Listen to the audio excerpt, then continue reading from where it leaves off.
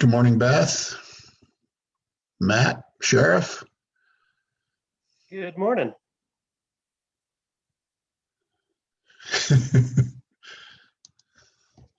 You're all looking good, looking healthy, rested. No? Beth, I know you were working on grant applications all weekend. Sheriff, you were looking for avalanche victims. Yeah, we found him. Yeah. There's nobody, there's just us on the call. Do I know that person? The name, for some reason, stuck in my head, but No, I don't think so. He lived up Fall River a little ways, but okay. I don't think he did. I Okay. didn't know him. Okay. Yeah, it's dangerous out there in the backcountry. Very. That's why when I go on my walk for exercise, I just walk around the golf course up here in Eagle. I don't There you think go. he Yeah. is up here at the golf course anyway. We had another one last night, not a avalanche, but he takes off from the upper corner above Loveland Valley to go skiing at 5:30 at night without a flashlight. Jesus. Oh my God. And he gets stuck down in the valley, and his friend was picking him up, waited and waited, and finally called us. It wasn't until I think 9:30, 10 o'clock before we got him out of there. Wow. He's lucky. He's lucky. Yeah. Yeah.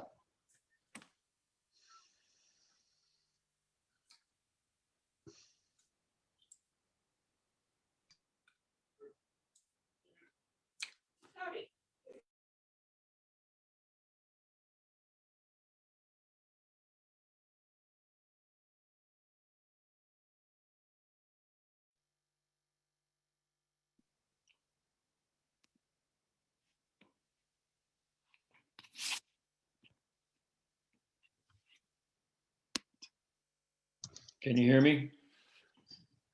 So We I can have a hear you. question. Good morning. Good morning. I have a question regarding tomorrow's meeting. I did not recall that. Where did that come from? That's a good question. That's probably a question to direct towards George, because when I saw that yesterday, Beth knows what my response was. It's like, same thing. Where did this come from? But Yeah, I mean, I thought we only did those for emergencies yeah, so or by some agreement or something. I didn't think anyone commanded that we were going to have a new meeting, and I have a doctor's appointment, so I can't make it. I won't be and I there. think it's part of the normally scheduled, whatever that large group is, the COVID group or Yeah, I know. I'm just saying Yeah. I won't be there. I Okay. just learned about it this morning when I Yeah. was looking for my when I saw it, when I found an extra agenda thrown in for tomorrow, I just happened to stumble across it and learn about it, so I won't be there tomorrow. Randy, maybe we can talk about that offline. I know it's been. No, I won't be there tomorrow. That's what I'm telling you. I've got other stuff to do that I already scheduled. So Okay. Yeah, Right. it's that standing meeting. And I apologize if I didn't notify you. I know that we've mentioned it in the last couple of those meetings, but. well, yeah, we don't all make all those meetings. So anyway, I did make the last one, but I don't think we had decided within the BOCC that we were having a meeting on Wednesday. So We decided some 6 months ago that we all wanted to attend those, and therefore they were public meetings. I know, but we don't always all make them. There are a number of meetings like that. And I'm saying it's not a regularly scheduled BOCC meeting that's mandatory for us to attend. So I'm happy to discuss it in another setting as well. I'm just saying I learned this morning that we have an agenda to attend a BOCC meeting tomorrow without, any prior official notice within the BOCC. So, and I wouldn't mind doing it, except I happen to have a doctor's appointment scheduled for 1:20 in Golden. So I may be able to clarify that. There were emails at least a month and a half ago that went back and forth asking the commissioners if they wanted to attend the AOP at the invitation of the sheriff. And I believe all the commissioners indicated that they were, so that's how it got set. Is that a different Okay. meeting? Or- Different we're talking meeting. about a different meeting, I think, but Okay. Okay. Well, Randy, sorry that one isn't able to hit your schedule. I was really hoping that my plan was for us all to be there. So Well, I guess that was your plan. And I would have been happy to, I would have been happy to do it. So. Okay, well, it's 9:02. This is our public meeting to every Tuesday. Welcome to the meeting of the Board of County Commissioners. Let's go ahead and get started on the agenda. First on the agenda is 9 a.m. public comment. Do we have anybody here for public comment? Click participants, click raise hand if you would like to speak. I'm not monitoring Facebook, but I do not see anybody on the Zoom lineup. Does anybody else have eyes on Facebook?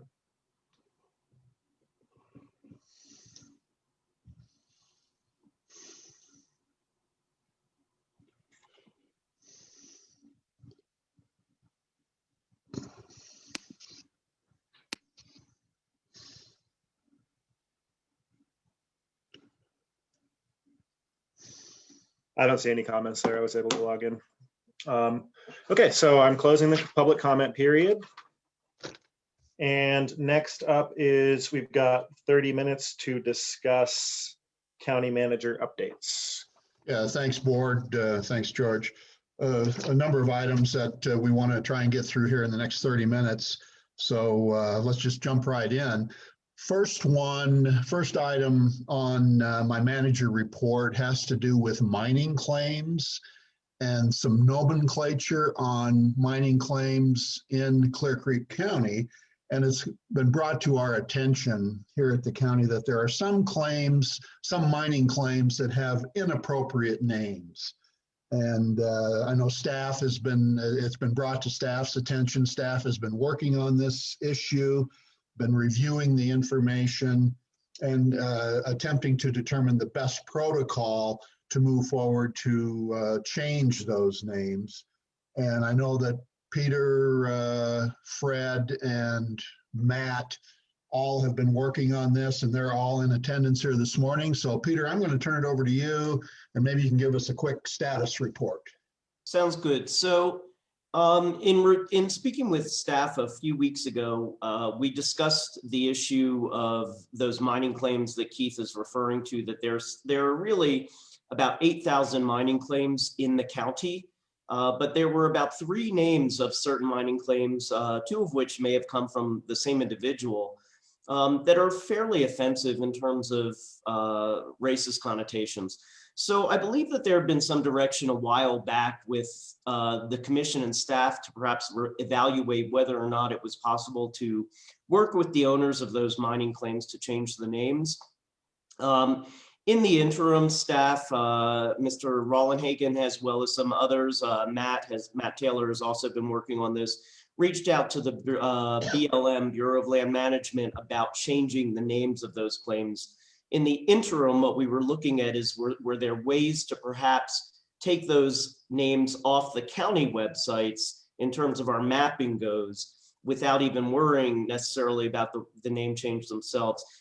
It was my opinion and remains my opinion that since we have ownership of the map system that Matt puts together with the rest of county staff, that it's well within our authority to remove the offensive names and replace them just with the mining claim numbers, the identifiers. There'd be no downside to do that, but I thought it'd be best if we had some direction from the commission as to whether or not they would want that initial step. And then in the interim, Fred had reached out to the Bureau of Land Management, and Bureau of Land Management essentially said, it's not our problem after all, meaning their problem, and that we should just work with the owners directly. It is my understanding that we have had communication with the owners, and they are willing to work with us towards that. So I'm not sure where we are at that point, but from an immediate standpoint, we could at least have the maps adjusted to remove those offensive names. And that's where we are. And so Fred or Matt, I see Matt's also on, to the extent you want to add anything, please feel free. Yeah, I'll chime in. I'm not sure if I don't know if we've made contact with the property owners of the mining claims. I know Greg Markle at County Surveyor has did kind of a scan to locate these offensive names. County staff has not had any contact with the property owners yet. Okay. My understanding, just so you know, is that Greg has actually had contact with them, and that's how we knew that they would be amenable possibly to change those names. Got it. Okay. I think given that clarification, I think it would make sense to ask for staff to reach out to these owners of these properties. I just think that they should hear from somebody who can speak for the county and confirm their opinion on this. And all that said, I don't know that their opinion will change. No, I know their opinion will not change my desire to not have racial epithets on our maps. And irrespective of what their preference is, we can absolutely adjust those names and remove them and place them simply with the identifiers, just so you're clear, irrespective of what the owners would want.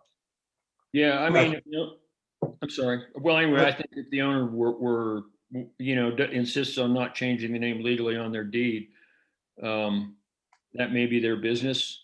But we can control our maps and decide to put the mining survey number down instead. And I completely agree with George on that one. Our maps shouldn't reflect that kind of stuff. And I think the way this originated was I think it was last year. It may have even begun late the year before. Greg Markle, because of his, the county surveyor was working with so many of these claims, and so many of them had come to his attention that he brought it to our attention to begin working with some of the owners. And so I think that's where it really drove. And since then we've gotten, yourself now, the county attorney, before that, Bob and Matt involved and Fred to take a look at how to get there. But the bottom line is I'm also very supportive of changing them legally in all areas if we can, but certainly within the areas over which we have control. I know that, for example, when we talked about the mountain and road name changes that are involved with, Mount Evans, and Matt said that's about to change all of those on our GIS is about 10 minutes worth of work. And you don't ask everybody to send their old maps back or anything like that. It's just that the next time you print maps with the new version. So in the meantime, I'm looking at what is that legal way to change a name, since Bureau of Land Management has kind of claimed no authority. They said that's private property now. We don't have any authority to change a mining claim name. So I'm looking at that. I put in a call to Diane Settle, county assessor, to see if there's any process that the assessor's office might have. If not, there may be. I'll be talking with Peter about maybe there's a platting process or something like that to change the name. But we're working on that.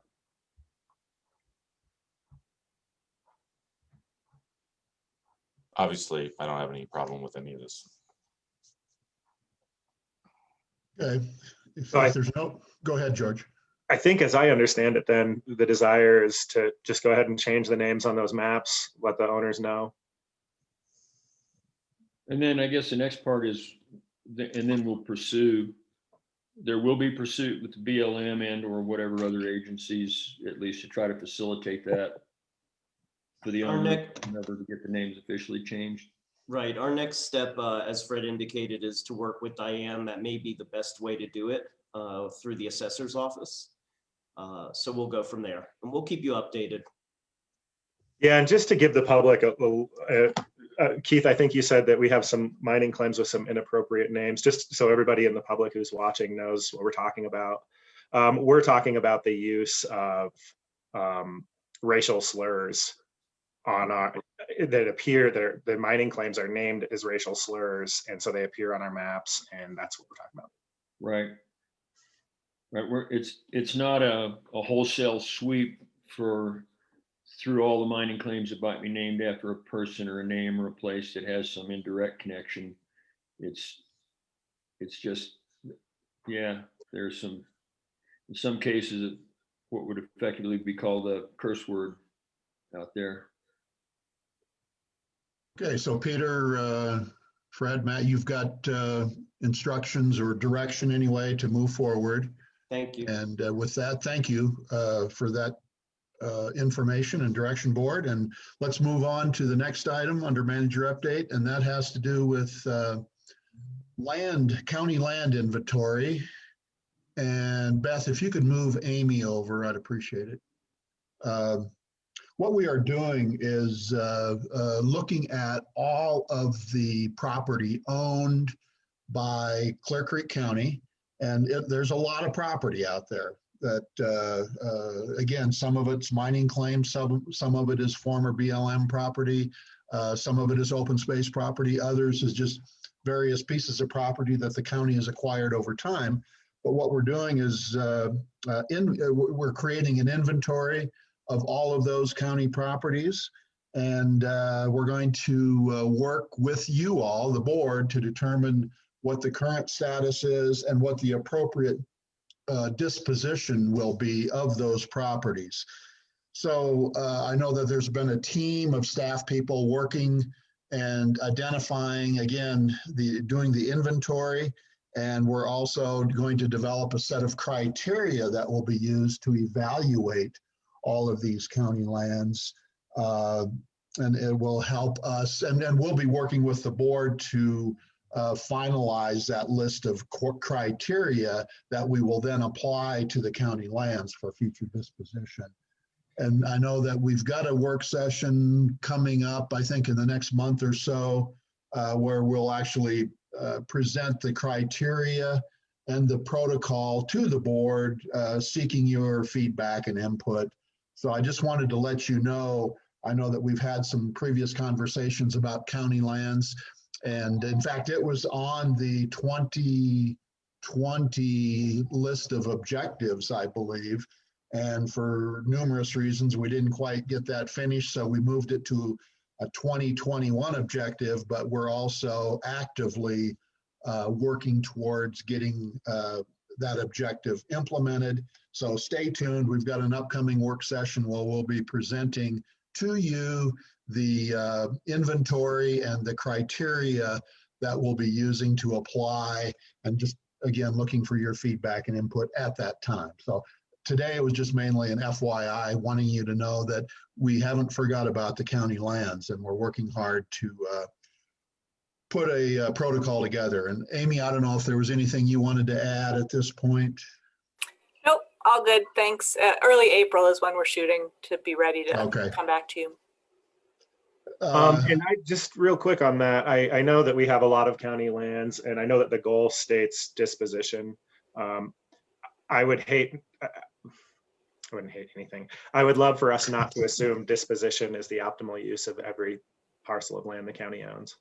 Yeah, I guess maybe, I don't know if that's a good word or not. My definition of disposition is just determining what the status of that land will be going into the future. It doesn't necessarily mean disposal. It's just determining the status. Yeah, go ahead, George. Sorry. I thought you said dispossession. Sorry about that. Oh, no, disposition. Even then, disposition has a kind of I think a nice way to say it is that we are, or maybe a more accurate way, we don't have to worry about nice, but a more, I think we're reviewing all of our county lands to reevaluate their highest and best purpose, from our standpoint, and to decide what we want to do with each piece of land. And that's right. It's kind of part of our strategic planning process almost. It's right.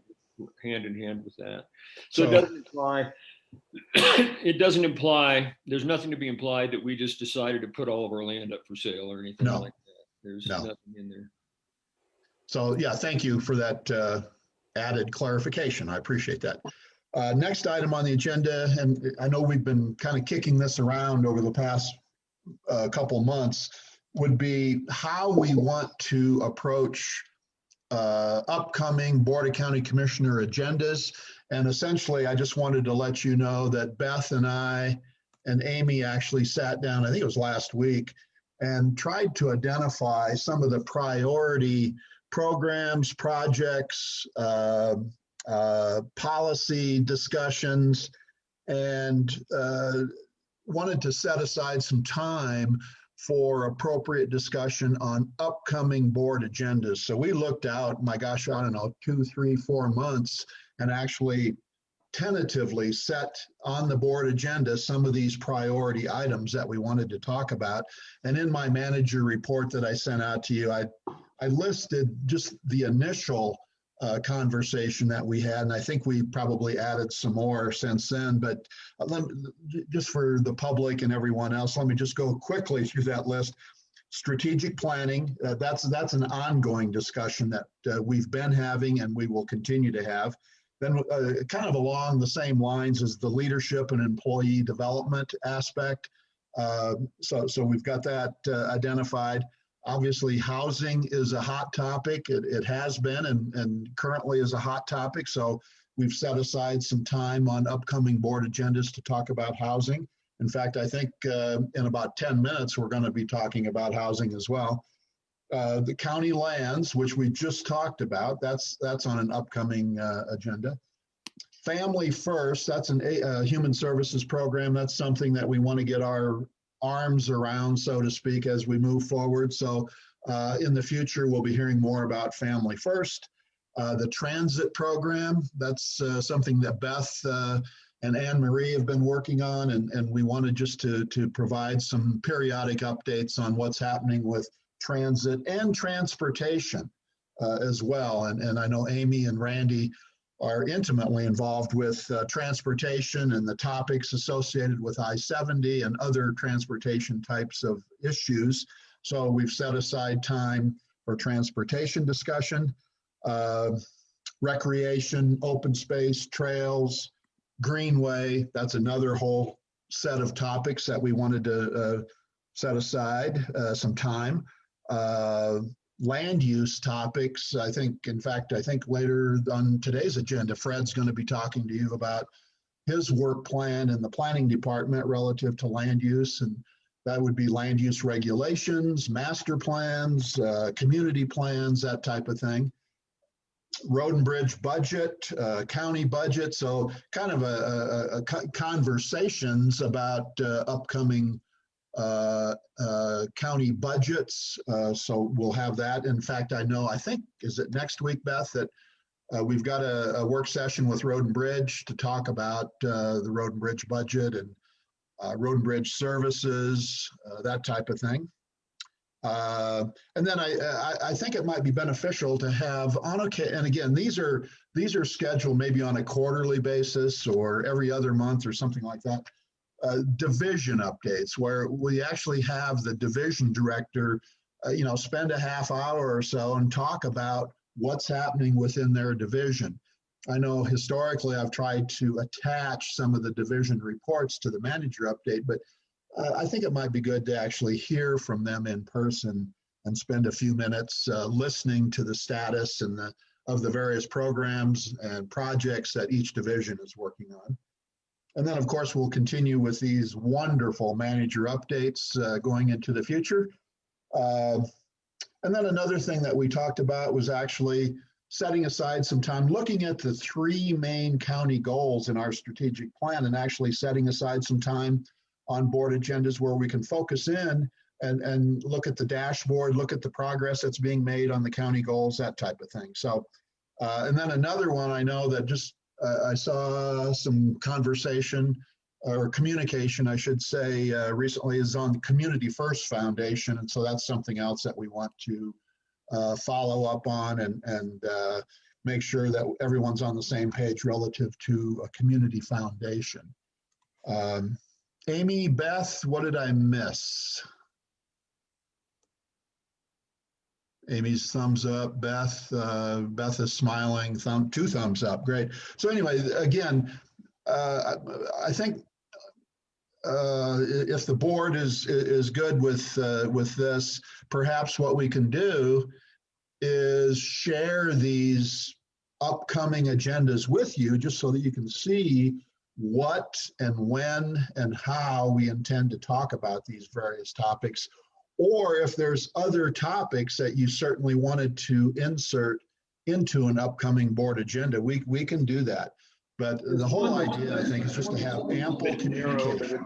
No more narrow than like electric vehicles or something like that, and that is that renaming discussion. And we needn't get into it today, but Yeah. that on the list is because it is something we do need to deal with as we go forward, and we've kind of, I wouldn't say put it on the back burner. It's still rolling, but it's we're kind of trying to time it so it'll be in sync with the way the schedule develops down at the renaming commission in the Yeah. beginning. So you might just put a bullet point for Okay. renaming. Good suggestion. Thank you, And Randy. one thought could be, and I don't know how the other commissioners or Beth or the rest of you feel about it, but there may be like a Google Docs link or something as these are evolving that we can jump onto and see pretty easily, or through the method we normally do, through the link where we can click on that date and see how it's evolved up to this time. So it would mean keeping that list, that agenda list that we access, updated further into the future or something like that. But either way, so as it evolves, we don't end up with trying to figure out which is the latest version, and who downloaded what and stuff. But I don't know. What do you guys think? I would love some visibility into future agendas as well. I know we have, and I don't know, Sean, Randy, if you're doing this, but once you log into the VPN, we can, network to folders. I'd be happy if we had an approach like that rather than having staff use some different software. But I agree with the general intent that, I'd love to be able to look at these and think about them. Yeah, and mine was just thinking, so we're all looking at the same one, rather than keeping a file that somebody sent us about the latest version or something like that. And I think Beth, I'll let Beth jump in. I think she has that capability. I'm not the technical wizard, that's for sure, as Beth is. But we'll make sure that I heard what you were saying, and make sure that we have and set up a system where we're all looking at essentially the same agendas, keeping in mind that it's very fluid, and agendas are going to change, especially when you get 3-4 months out. It's certainly going to change, but I think we're just looking at placeholders for upcoming board agendas so that we don't forget about some of these hot topics, so to speak. And even the warm topics. And then, what worries me the most is it's easy to lose track of the things that are important, but they're not urgent, right? There's things that that aren't on fire. And then the other thing I would say is I don't feel like I've done a good job at all of keeping the Randy and George and staff and the county residents apprised of what I'm doing with aging and with financial sustainability and a variety of EMS and other things that I do at the state level. And I know that we talk about doing that at the in the manager update, but I think it might make more sense to schedule regular updates, maybe quarterly updates, just to do a readout. I'd be interested to hear more of what's going on with transportation and NOCO and the stuff that George is working on related to COVID recovery. And it's easy to just for that stuff to not get brought up.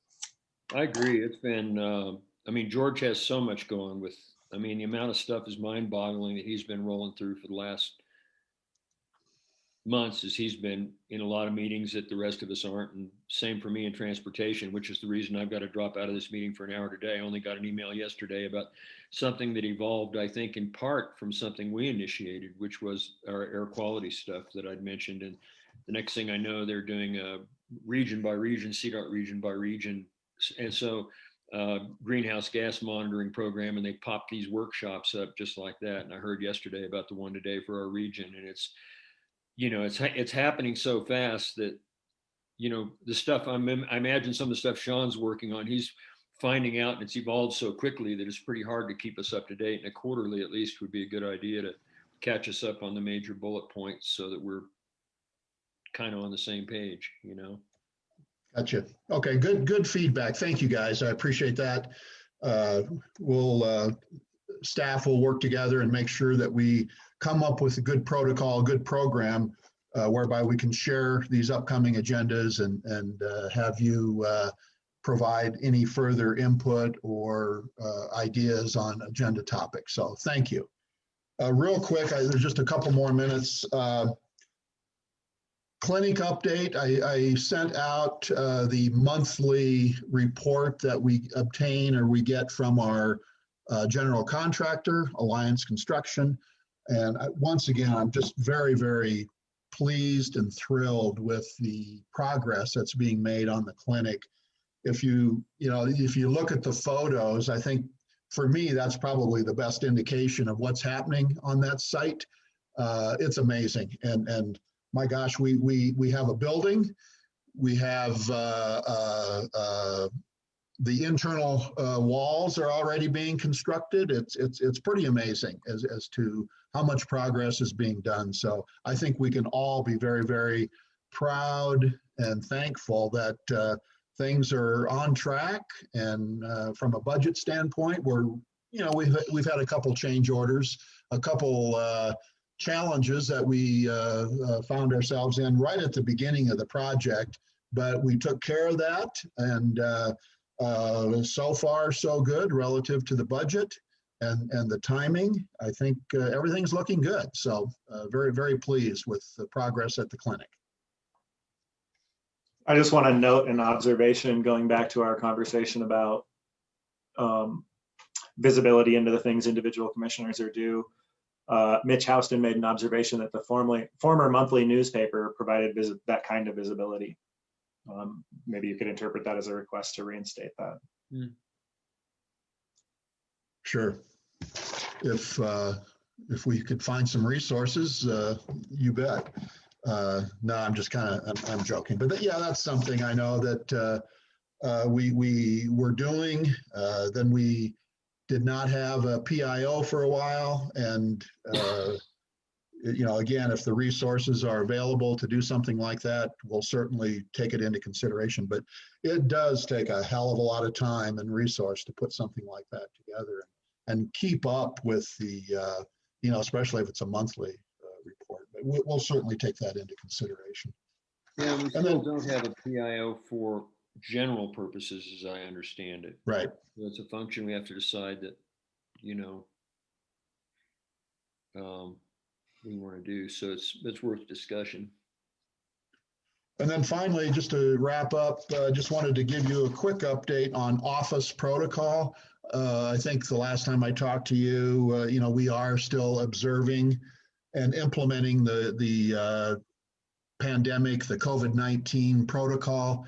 Our offices are still essentially closed to the outside public, although we are providing services by appointment only. And we're trying to enhance all of our remote access to the services that we offer, website, Zoom meetings, et cetera, So we would encourage the public to continue to use those outside or the ability to use our website and other electronic media to access our services. And I know planning and building have been working on electronic submittals and making some good progress there as well. And then we're also looking at, well, what does the future hold? What's the new normal going to be? Well, if we knew that, we'd all be in good shape. But the new normal might be, continuing with some form of remote working. It seems to be very effective, very efficient. So that's another conversation that we continue to have. And if the board has any, be thinking about that as we move forward. I know we talked about continuing the Zoom meetings for Board of County Commissioner hearings. I would say even when we get back and have in-person meetings, I think we should still offer the meetings remotely. And just look at the attendee list. I mean, we have a lot of outside individuals that listen in on these meetings and participate to some degree. So we don't want to lose that. And then, oh, just real quick, this is kind of a side note. Beth and John Bottomley have been working on our inventory of printers. As you can probably imagine, we've got a lot of printers and copiers in this organization. So we're trying to do an inventory and trying to consolidate some of those copiers and printers. And we've actually engaged a vendor to help us update all of our outdated copiers and printers, which most of them are or were updated. But thanks to Beth and IT, I think we're making some good progress there. So that's everything that I have, board. Thank you. And I don't know if the board has any information, any updates that you all want to share at this point in time. Randy, Sean, if you do, maybe we can find some time for it later. No, I was just going to suggest that we can forego. We're 3 minutes over going into the next. I had a 30-second item. Jarrett Hughes, who's the new aging czar, reporting up to the governor. I spoke to him last Friday about some ideas he has and goals that may be in alignment with trying out some new things at a smaller county. And I would like to put a work session in place maybe in a month or two with Jarrett and our public health department. And if we're doing the 30-second, it was just something I alluded to a little bit ago, which is on the transportation side. And they're really pretty much all good things. We're evolving very, very quickly with some of the stuff that came out of that reassessment. And part of that is like the air quality monitoring that I mentioned. And it's just driving a ton of extra meetings, and met with Director Liu last Monday, and we've got meetings set up for, there's stuff coming up on the 22nd and coming up on the March the 2nd with Director Liu and CDPHE Director Ryan to start putting together air quality monitoring and other environmental monitoring throughout the county. And then that suddenly turned into a regional thing. And I have a hunch that may be part of what stimulated this. It's kind of, sometimes there's things on your things to do list, and then somebody says, hey, are you ever going to get around to this? And suddenly you go do the stuff out in the backyard.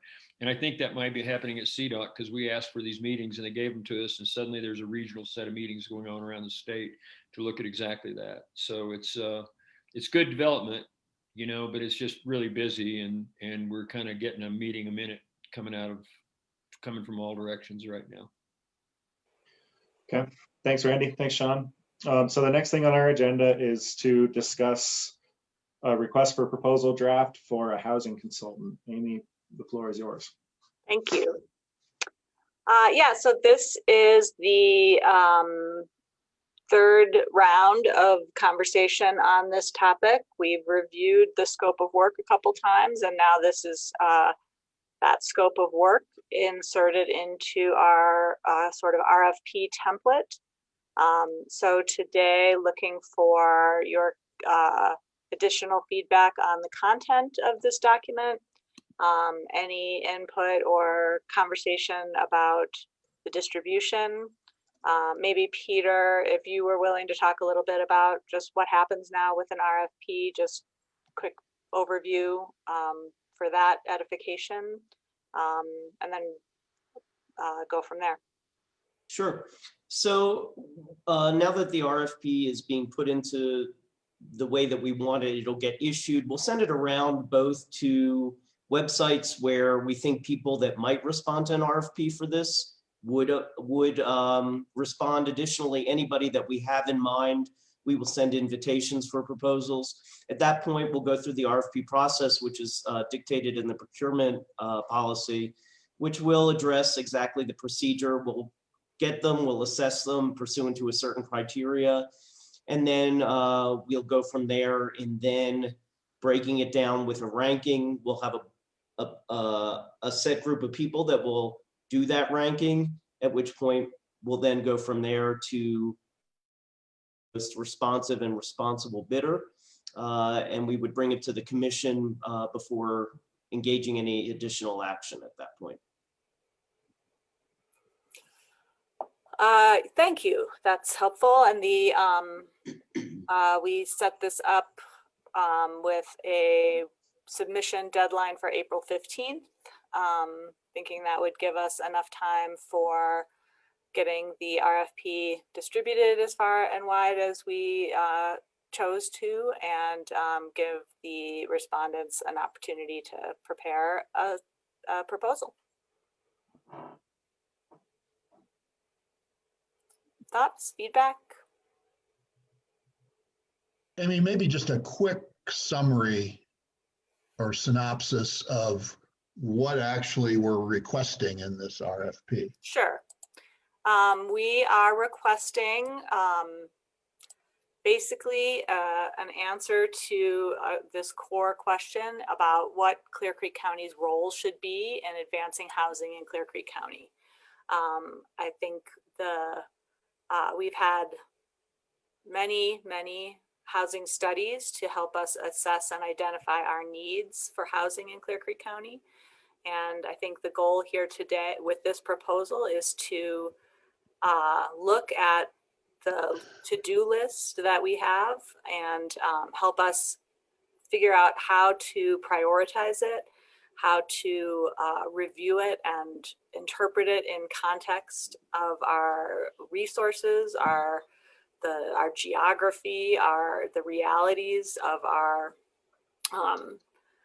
of how unincorporated Clear Creek County and municipalities work together, how what role it plays in economic development, how we think about housing, and to figure out what that means for the county as an organization, what that means as a county, as a community, and trying to get some help to put all the different pieces and parts together and come up with a recommendation for how we proceed and start to be in a position to act in the interests of residents to advance housing that improves the quality of life, that provides better affordability, and that really just takes our context into consideration. You know, I think it's pretty easy. It's not easy, but it's one thing to come in and say, hey, you guys are a little short of housing here, and you should do this, and you should do that. But to help then figure out, okay, that's good. Now what do we do? How do we then figure out what are the best practices that other people are using? How do we then act? What do we do? The thing that I see in here that maybe could be more explicit is, I think in addition to helping us understand what our role should be, we want a pretty detailed map of how to embrace our role from like a staffing and investment perspective. And it's been in my head that this was in this RFP, and I've reviewed it a number of times, and for some reason it's just sort of coming out to me that in the scope of work it says assess roles and entities and capacities of existing housing functions across the county, including our housing authority, et cetera. What it doesn't say is to then dive into those things that are in the county's wheelhouse and help us understand what we can get at what staffing levels, what would be better to outsource, et cetera. Okay. So like more detail under the item about the final report that says viable options for a county housing role and primary strategy. Yeah, I mean, maybe it just means bringing some of that language up into the scope of work part. Because if I was to read what should be in the final report, I wouldn't notice that that's in the scope of work. Because the scope of work doesn't really say that we want a staffing plan for the things that they're recommending we do.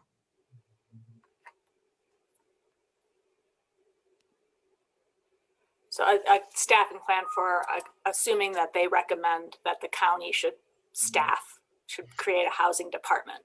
I mean, we already have embraced a half an FTE, and it's hard for me to imagine that this recommendation won't involve some staff effort from Clear Creek County. So I think it's safe for us to make that assumption and then put into here, like, we want to know, you know, of the things that you think are within the county wheelhouse, we want to know what kind of staff it's going to take, what kind of other effort it's going to take from us be successful. I would Okay, agree with that. And the thing I would add too, that we spoke about briefly last time, I believe, is what role do our partners, Idaho Springs, Georgetown have in this from a staffing and possibly even financial investment perspective? Because it seems to me that housing authority has the ability to do things that the towns can't, that would benefit the towns. And, I'm always in favor of everyone bearing their fair share of the load. Yeah, and I don't know, Sean, that we want this report to say, who Idaho Springs or Georgetown, not who, what Idaho Springs or Georgetown should hire and go into that much detail. I just feel like if they are wanting to go down that road, they should, pursue it themselves and probably wouldn't welcome us saying, hey, we just paid for a report to tell you who to hire and what they should do. I agree with that. I mean, maybe another way of saying it is the county in the unincorporated areas of Clear Creek, there's very limited developable land. And so if we're purely focusing on that, we're missing the big opportunity. So what does it look like? What's the role of the housing authority and how do they work with the towns? And I would be satisfied with some examples of what's worked in other communities rather than any prescriptions for our own towns. I agree with that.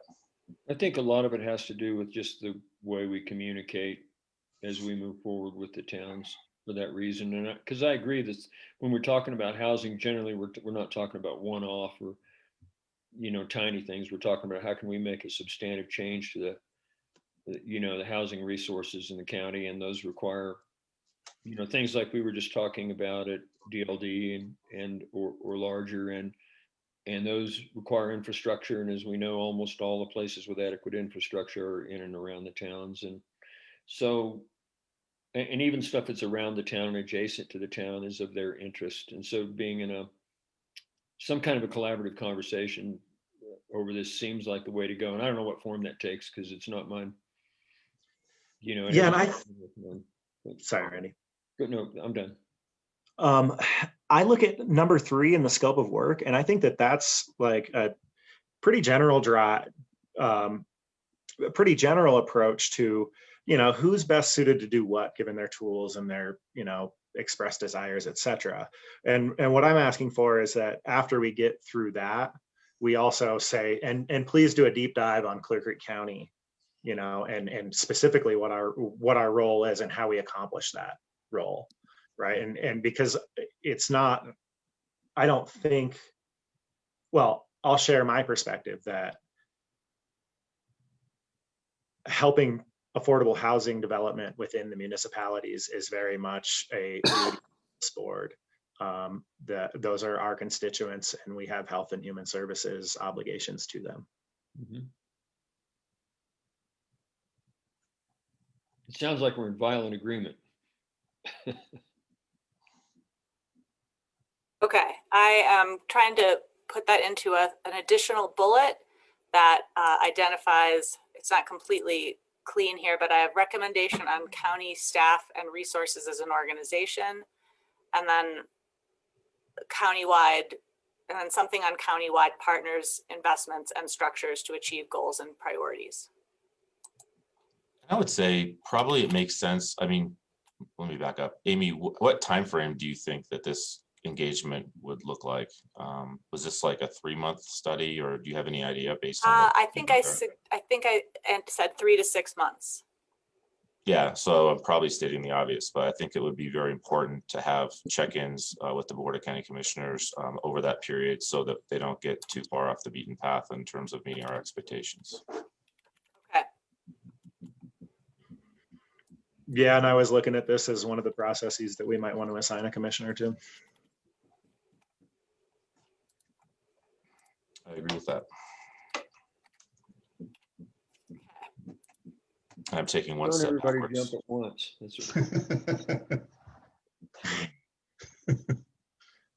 Well, my hand's in the air, so. Yeah, I was thinking George is probably implying that he might be a good candidate.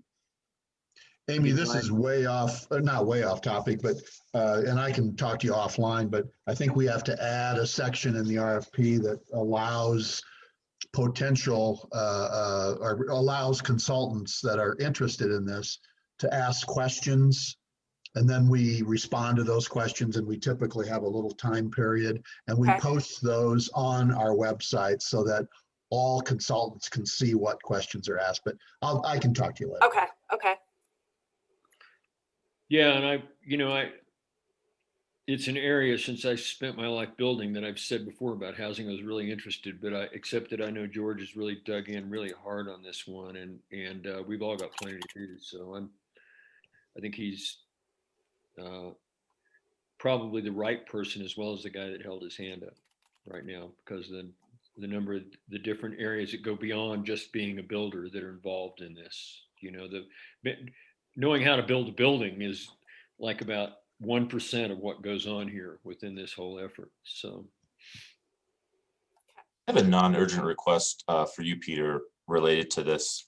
The Treasurer's Office is going through an RFP process for the state retirement plan, and the procurement office of the state got involved, and it's extremely involved and has, it's very technical. I'd be interested to get your assessment on whether our RFP process in the county is adequate based on what you've seen in the past. And, you can take your time and kind of fit that in with whatever else you're doing. But since you're brand new and have seen things elsewhere, I think it would be probably beneficial to make sure that we're doing this most appropriately for all of our RFPs. Absolutely, I'll look into it. Peter, it looks like you might have taken a run at this document. I see some stuff that I would only think would be written by an attorney in here.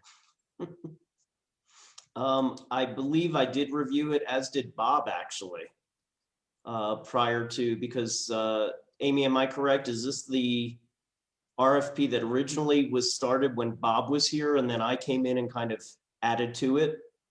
This is, I used the template that Nanette provided, and it appeared to have been from 2013.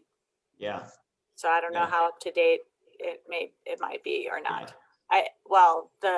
The fillable fields, quote unquote, were indicated a 2013 draft from Both Bob and I had actually reviewed the language in the RFP though itself. Yeah, so that I don't actually know whether 2013 it got to you. Yeah.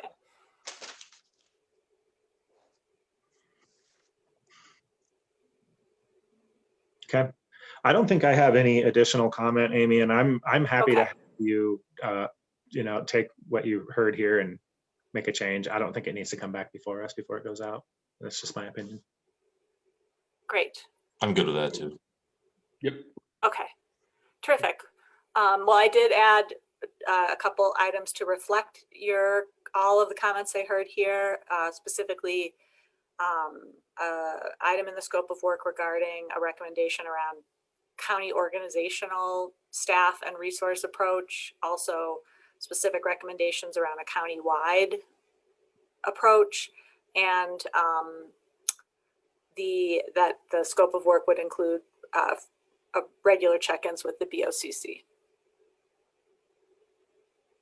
And then Keith, as part of publishing it and that work that you're referring to, we'll get that covered as well. I'll send you some language that I've included in both. Just real quick, the two other RFPs that we've been working on and talking about. One is the Sheriff's Office operational evaluation. That's out for consideration, for consultant consideration, and I am getting some inquiries from various consultants about the timing and that type of thing. So we're starting to see a little bit of interest on that one. And then the other one is the fire EMS RFP that is also out for publication, and I haven't received any inquiries on that yet, but expect to hear from various consultants as well on that. Very good. Well, thank you, commissioners. Hey, and this is way off topic, but I'm Sheriff Albers, if you're still with us there. I just wanted to clarify something relative to the AOP meeting. And I see I got a cancellation. I don't know if that's correct or not. I don't know. I'm gonna have to talk to Miss Jane about that, or Jane Okay. Thomas, because I got it too and I don't understand it. I'll get with Jane. and Okay, find it. thank you.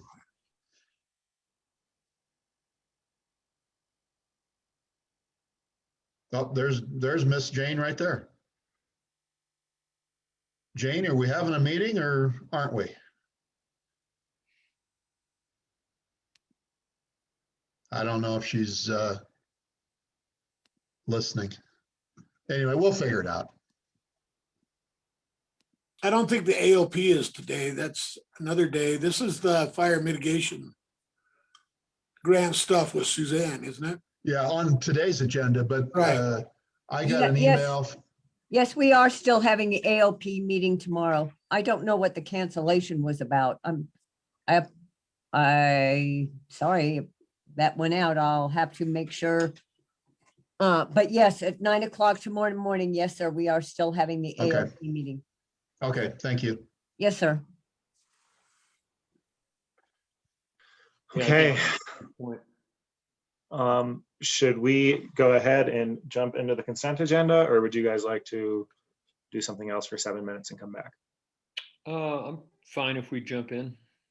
I'm good with it. Just to stay with it. I'm feeling guilty because I got to leave for an hour today. So I try not to do that to these meetings, but I'm personally fine either way. I wonder, Peter, if there are any best practices about like somebody shows up later and gets upset that they didn't get a chance to listen to it because of any type of a agenda item, because we did it before we said we were going to. yeah, it is an action of sorts and it's noticed. Yeah, but I'm actually fine with it. They have an opportunity to speak during public comment. If nothing's being pulled from the consent agenda, I would not be concerned about the fact that we're running a little ahead of schedule. These timeframes are supposed to advise people generally and give them notice that these issues are on the agenda. However, the law doesn't require us to even specify specifically the exact timing of when they will occur. So I'm comfortable if you want to move forward with the consent agenda. If there's anything you're going to pull, you may want to wait just in case you do want to hear from members of the public on it. But otherwise, I think you're fine to proceed. I don't believe that any of these three had any discussion or public comment or communication we've received, or they don't appear to be particularly controversial. Yeah, I agree with that. Maybe we could punch through it and then come back at 10 for the next agenda item. Okay. Great, and then I'm going to go ahead and we're going to do the consent agenda. We got 3 items today. I didn't hear you indicate, either of you, do you want to pull any of them? Nope. Okay. Those 3 items are: number 1, consideration of approval of the warrant register; number 2, consideration of approval of Colorado Parks and Wildlife Impact Assistance Grant application; number 3, consideration of approval of county right-of-way revocable lease agreement between Clear Creek County and AMMA Lodging Incorporated. So I move we approve the consent agenda as presented. Second. Okay, we got a motion and a second. All in favor? Aye. Aye. Aye. All right. Also on 10 a.m. is additional county commissioners action items, consideration of approval of ChargePoint grant application match. And Annette Reimer, oh, sorry, Beth Luther is listed. Beth, the floor is yours. Yes. I sent you guys kind of a brief background. I sent some of the slides that we had reviewed already with ChargePoint about return on investment and IRR. I also wrote some reasons why it's a good idea that we should do it. I think it would be a missed opportunity for Clear Creek not to have these stations in our community. And so far, nobody's been able to get it done, and we have the opportunity and we have the property. And I think it's a good idea based on the governor's transition to EVs. I know I have been keeping Brent apprised on the financial pieces, and I'm not sure, Brent, if you were able to talk to ChargePoint on some additional return information. I was not. There was just not enough time before the meeting. Okay.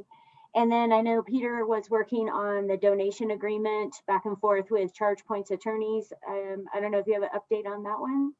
Yeah, so they offered comments and I revised it based on their comments over the weekend. I sent it to them. I think we're just waiting for confirmation from them that they're accepting the changes that I made. We do have to add one extra provision just relating to some additional costs relating to the contract for the total amount, but everything's pretty much in order with the contract, so we should be able to proceed. That won't hold us up. So I see here, this is approval of the match. And then would the contract need to come back before us as well on next Tuesday? Yeah, that would be my preference. You can, if you want. You don't have unfortunately, you don't have the draft contract in front of you for you to consider. So it would have to come back before you on the agenda. The amount of the contract would need to have approval from the board. So we would bring it back next week. I do believe, however, that you can consider the approval of the grant application, at least at this point, which would take care, I think, of the urgency that the state has. Beth, am I correct about that? Yes, yeah, absolutely. And I think, the donation agreement is the last piece that kind of locks it in. So I think if we're good with telling the state, yes, we're coming forward with the donation agreement once the attorneys work out language, then that will help a lot.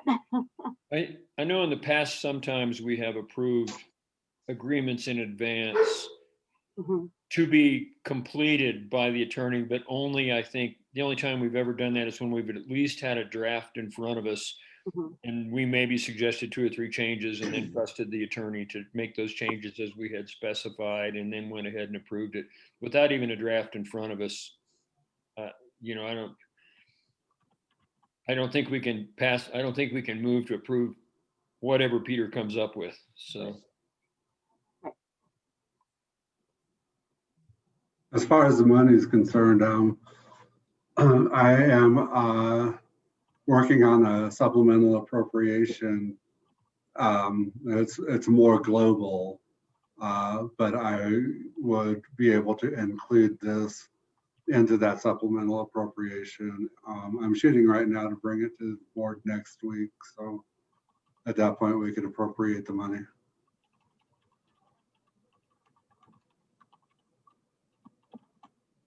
Okay. Then now that we know what we're talking about, what's on the table is approving this grant application and the associated match of $124,000 with the contract to come before us next week. Comments, Randy, Sean? I have a question for Brent.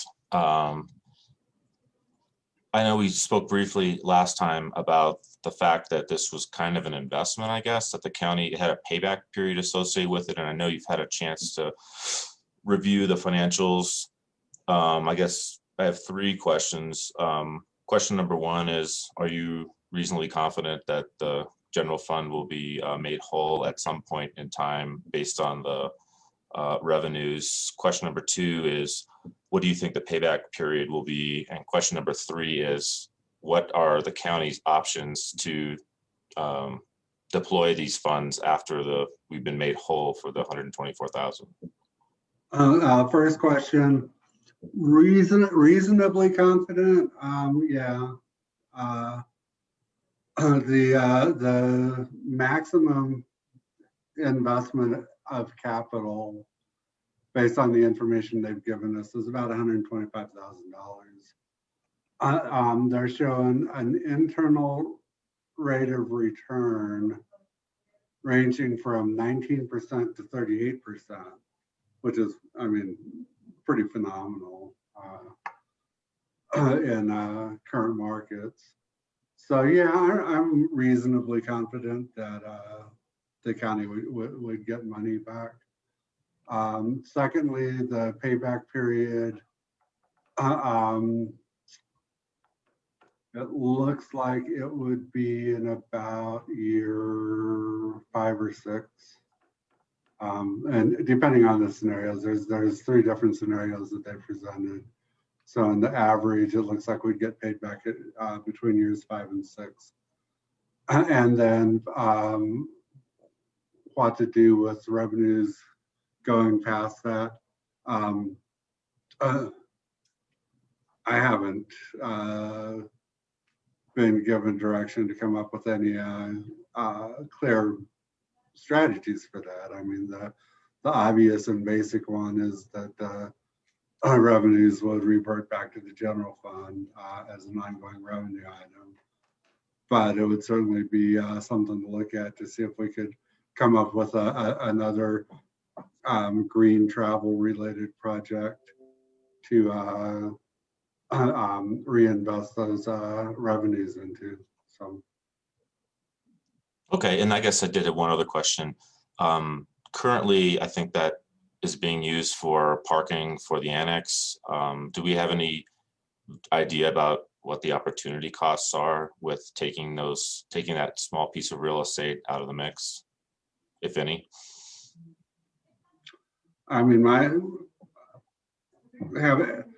experience with that piece of ground is related strictly to driving past it a couple of times a week. And basically when I drive past it, I see nothing going on. So in terms of what the land is currently being used for, I don't see much of an opportunity cost. Now, if there were other plans for other projects that could go in on that piece of dirt, then that would certainly be something to enter into the mix, but I don't know what that would be. How long is it a contract in perpetuity, or does this, I mean, I imagine 25 years from now, a charging station like that is probably going to be irrelevant, but who knows? I'm just sort of wondering what we're obligating ourselves to. 10 years. That's what Okay. I think in the donation agreement. All right. Well, thank you so much, Beth, for taking the lead on this. I don't have any further questions or concerns about it.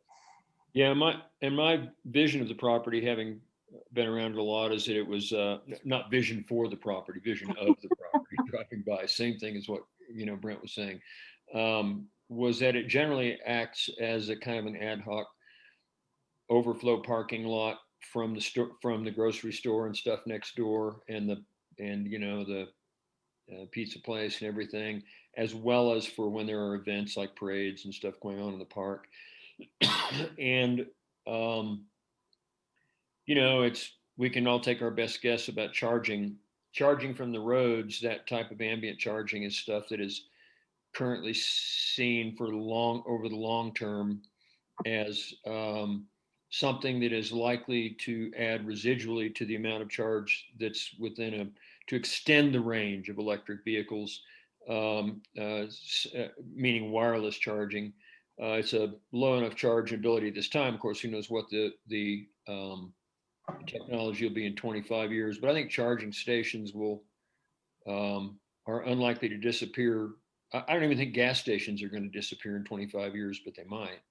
So I'm doubting that electric charging stations will be a thing of the past, as people will be wirelessly charging their horses with their carbon fiber horseshoes heading up the highway. So we've got that's sorry if I cut you off. I didn't mean to. It's an interesting point. I mean, some of the automobile manufacturers are pledging to go electric over a period of time. GM is working on they're calling it a 1,000,000-mile battery, and they're looking to convert pretty much to all electric by 2035. Well, that's a 14-year time horizon. Tesla is also working on that battery technology. Batteries that will run 1,000,000 miles, not all on one charge, unfortunately, but very long life batteries. And then this morning I heard that Jaguar is pledging to go all electric by 2025. So those of us who buy Jaguars, I'm not one of them, but that becomes relevant for that niche.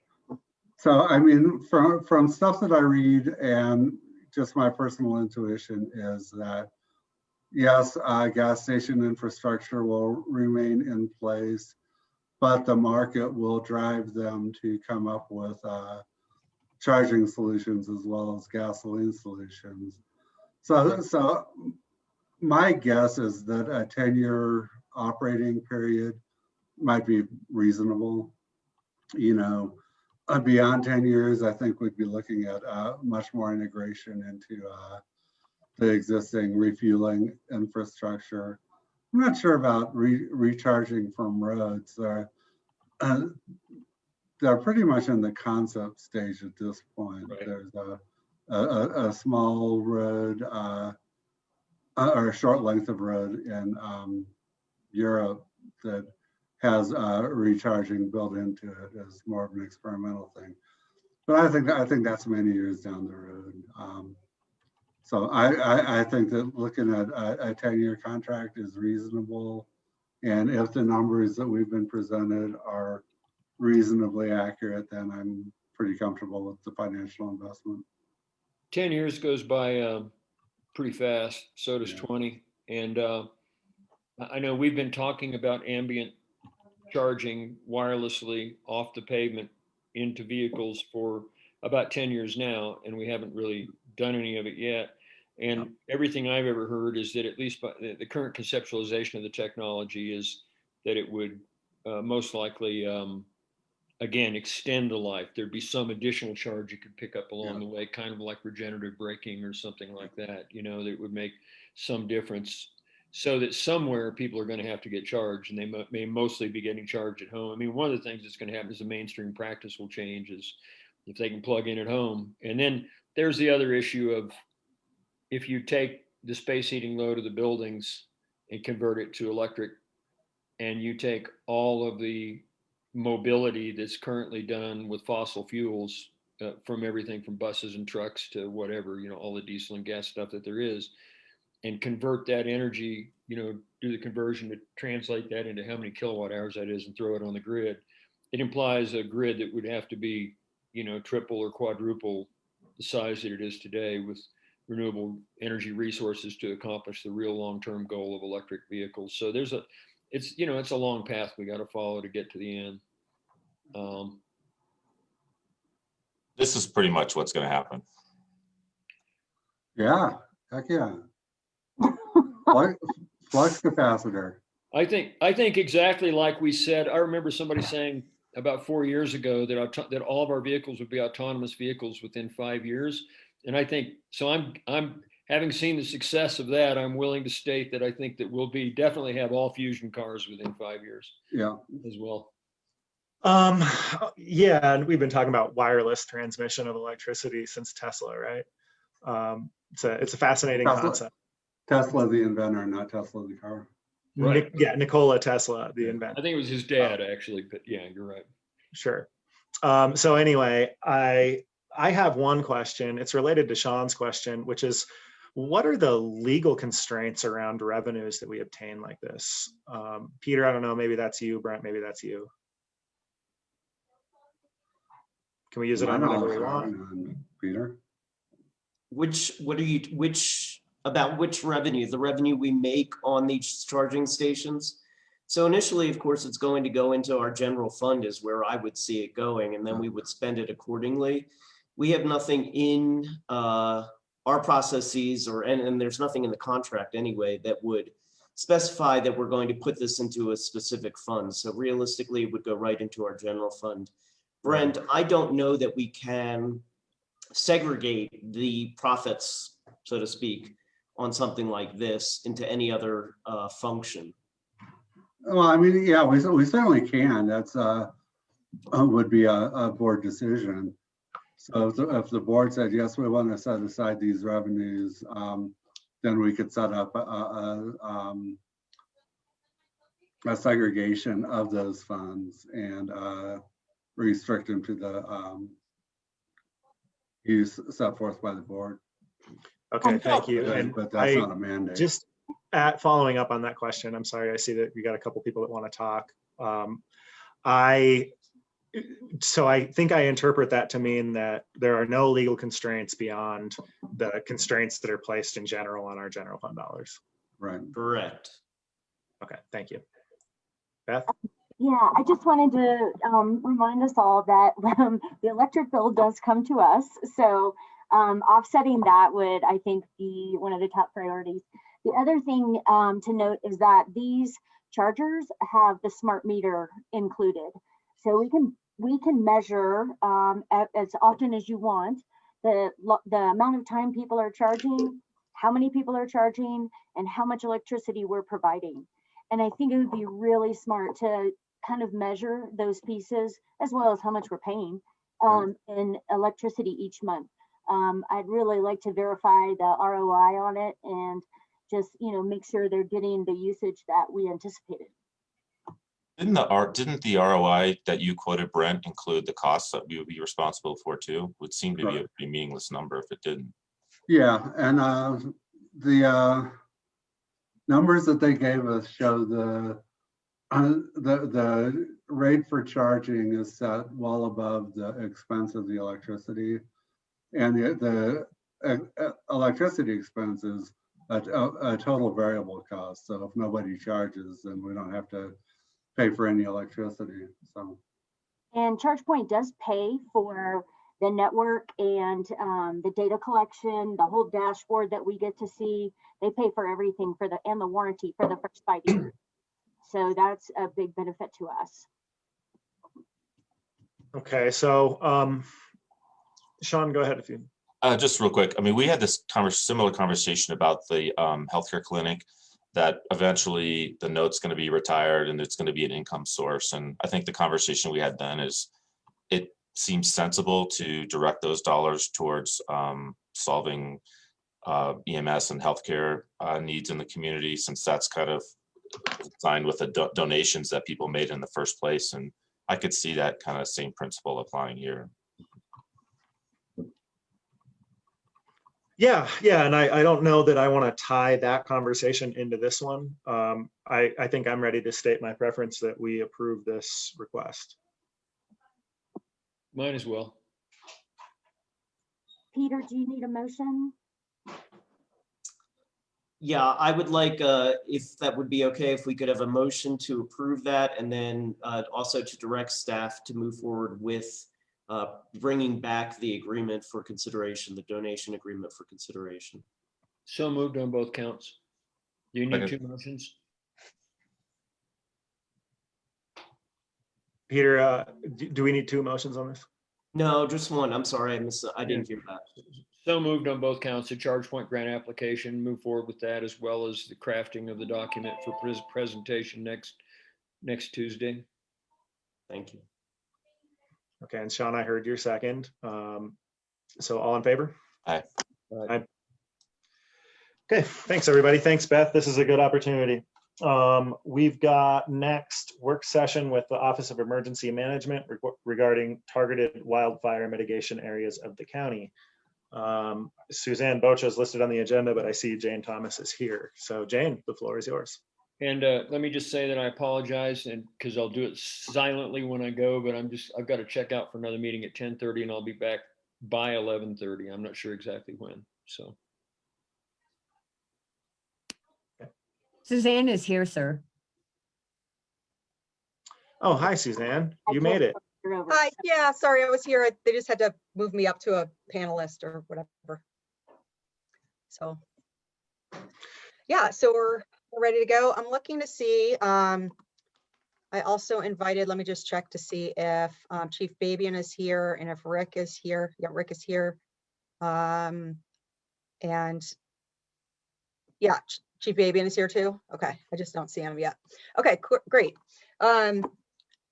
So thank you for having this meeting. What we wanted to talk about was looking at the county wildfire mitigation grant that the county has offered with a 50% reimbursement to homeowner associations for the past 6 years. So we're at the point where the grant is $50,000.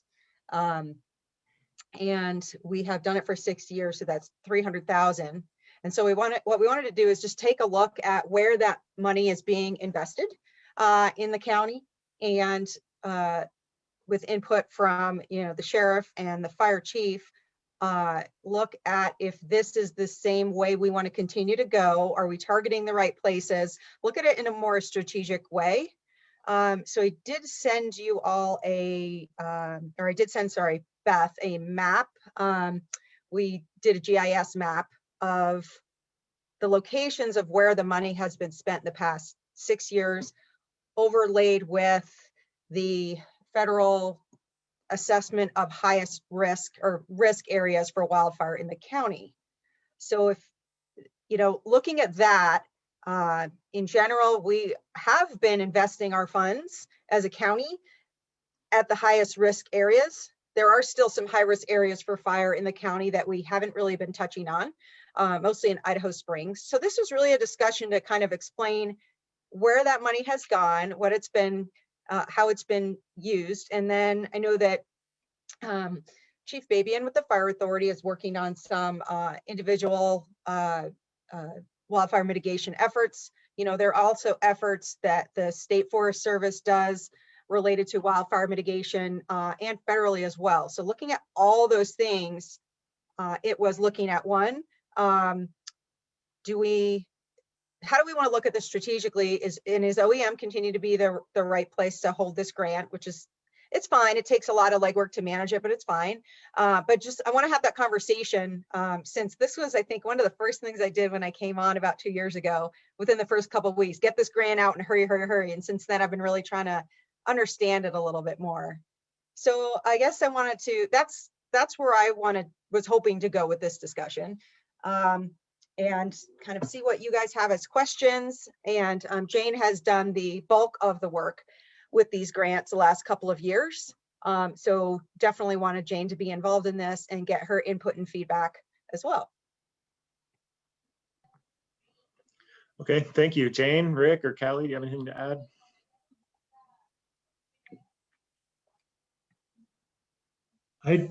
I would just add that I think it's awesome that we're putting this money in our highest risk area. I don't know the details of, who gets the money and how that all works out, because it's kind of distant from what we're doing. I would encourage that we keep doing that in the higher risk area. We have some other high risk areas that need addressed, but I think we need to have a discussion and look at the bigger picture on how we are managing mitigation and risk with wildfire in the county in general. So that's all I have to say at the moment.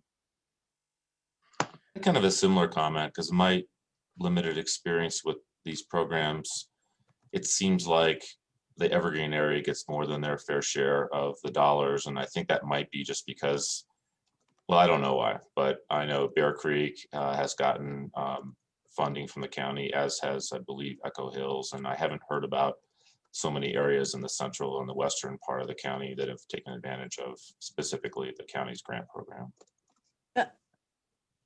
Could we perhaps maybe show the map that was created? Because I think it explains well how the decisions are made and where these grant funds go to. And it also shows where the highest risk areas are within the county. It's a great tool. If we could share that map, I think it was sent. We have nine CWPIP areas that have been identified. And of those, only a very few of them have taken advantage of this. I think the two areas that in my mind are really important at this stage is to really reach out to St. Mary's area and perhaps Mill Creek, and see if we can garner any interest from those groups of people. It really, if you look, yes, Upper Bear has taken advantage of this over the last 5 years. I think this was their 5th submission this year, and the work they've done is phenomenal. But Upper Witter has a brand new CWPIP this last year. They were able to take advantage of it. They're a very, very high risk area. and need those funds. So again, as I said, that map really reflects, I think, well, where the funds have gone and the areas that are of most importance to receive this. But it Jane, is, yes, go ahead. Sorry, go no, ahead. I'm done. Oh, I was just going to say, I agree. It'd be good to put that map up. Of course, Yeah. we've got it in our packets and are looking at it. I can share it here. Just so everybody knows what we're talking about. Sure. And then I have some questions about the map. Is this map a reflection of risk of wildfire from a scientific perspective?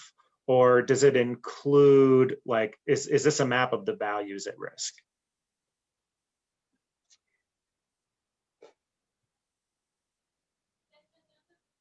That is a good question. I would have to do a little more research. I don't know if Chief Babian knows off the top of his head, but I'm not sure with that. We worked with, our fantastic GIS department to get those areas from the federal perspective because they do a lot of that work. And so I don't know, I'd have to check on that. I'd like to, after meeting Sean would know a lot about this too, but I mean, as I look at the map, it seems to be reflective of the conversations I've had with everybody from Scott to Monty to a bunch of wildfire people they brought in, like when they set up the Empire projects. And their view of high risk in large part is where they see it's not as much risk of like where a fire might break out and go as it is a combination of factors, which is where there is a significant risk of that happening, and there is a great deal of value to be lost, like the developed and architectural value, community value. Because if you look and see where the, where high risk is, you can see it's where that's, if you look, I can look over into Bear Creek and Witter Gulch and say there's tons of architectural value there that happens to be just downwind from a bunch of thick trees. That kind of a thing. Whereas they see Empire as an area where it's at high risk of fire breaking out, and they've identified, they don't show it as a red spot, but they've identified that's the reason they've been doing mitigation above the town of Empire. They're kind of looking northwest of Empire, upwind of the town itself, and trying to figure out how to build barriers to protect the town. So I think they're looking at it from that standpoint, because there are plenty of areas on here that can burn easily, but which don't have the same where the homes and everything don't have the same exposure to that risk. Yeah, and I did not speak correctly. So the source that was used was not federal, it was a state source from the State Forest Service called you can see it as the, it's called CORAP, the Colorado Wildfire Risk Assessment and Portal. So sorry about that. I thought it was federal, but it is not. And I would have to go, we asked GIS to pull in some of this data. I'm not as familiar with where they, how they develop their data, but suffice it to say, if you look at what this is, and if you look visually, this was really helpful for me. I kind of wanted to do this when I first came on to see where we've been investing. And also just to remind folks, when I say it's a 50% reimbursement, I mean, the folks that put their money in and invest in wildfire mitigation for their lands, it is that investment because we give them back 50 cents of the dollar. And so it is that really joint, public-private effort to improve areas of our land. And Sean, you had mentioned about on the western side, that was my first thought too, is it seems to be in one area. But for me, looking at it visually, it makes a little more sense when you look at it that way, according to the level of wildfire risk. So if we look at it that way, which seems to make a lot of sense. I am not a wildland fire, planner, expert, responder. But if you look at it in this way, I'm comfortable with where we have been going and where we continue to go. I guess my question also would be for us to ponder is, the way we have provided this opportunity to folks is, via homeowner associations, because they are able to group together a lot of people, because the process is the application and you have quite a few people involved versus individual by individual. That would take an extraordinary amount of time to just manage that type of grant. But looking at kind of parcels of land to be able to mitigate against wildfire. So, you know, I wanted to just see what you all thought about this grant, what your, you know, initial reactions were, as well as make sure we had Rick and Kelly involved in this discussion about kind of our strategic wildfire mitigation approach in Clear Creek. Yeah, and the reason I asked that question is because it seems to be a little bit different than a map I saw in our community wildfire protection plan from 2012. And if I can, I'd like to just go ahead and put that up. This is a map, and in 2012 is, you know, not new data, but it's the newest data we have. So this is, and the resolution is not great, so I apologize. The color code is what it is, right? Red is high wildfire risk. So from a perspective of just where are we at risk of having a wildfire impact people's lives, you can see that it's distributed pretty well throughout the county. And you would have to interpret, if you look at Evergreen West, Bendemeer Valley, and French Springs being in yellow, that the map you were showing does include the financial approach to risk, not necessarily the humanitarian one. George, do you know where this map came from? Yeah, this is on page 32 of our community wildfire protection plan. Is that for the county protection plan? Yes. I would say that we need to get that updated because it's the majority of our fires are on the east end of the county where, you know, Floyd Hill and East. Not to say we can't have one to the west and we shouldn't be working on it, but most of our risk is Idaho Springs East. So I would say that we need to have, you know, maybe a longer work session to look at the big picture on all of this. Continue with the grant the way it is. And, you know, I don't think $50,000 is much money to throw at mitigation. It's really a low amount of money. And it's pretty limited what you can do with that. But we have bigger issues. Mill Creek, you know, as far as one way into a box canyon is our worst situation. But it's, you know, at a little bit lower risk for fire because of the aspect of the way the valley sits. But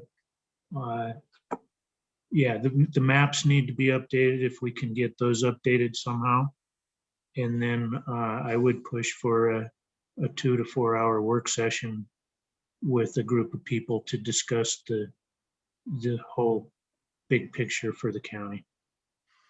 Yeah, Kelly, it begs the same question for me too, maybe stated just a little bit differently, which is I think that these wildfire protection plans are a statutory obligation for us to do. And do we know what the interval is? It might be that we're going to redo this next year. I don't have an answer on that. I'm not sure they're statutory, and I think they're a voluntary, and that's why we don't have many.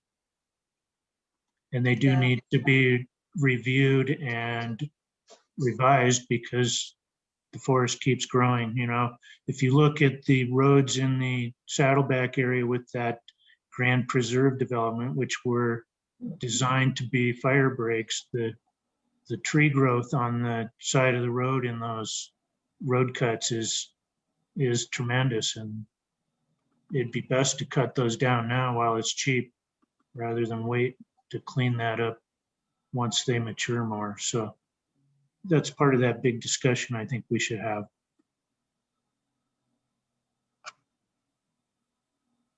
So real quick, can I add something to this whole thing? Please. So the overlay map that GIS uses is actually a wildland urban interface map. That's why it's red in the areas over in that would be next to Evergreen's district. Because if you progress farther east, it gets even more red. Because of this is about density of buildings within the forest.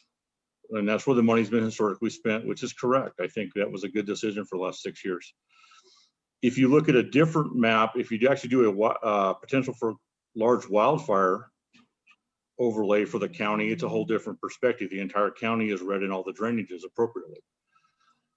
So it all depends on which map you're using to look at this, you know, for the grant proposal. So if you look at large fire potential and high risk, there's a section from about mile marker 1 to about 2.5 on Fall River that has the potential for extreme fire growth and 150-foot flame lengths. So that's an issue for homeowners.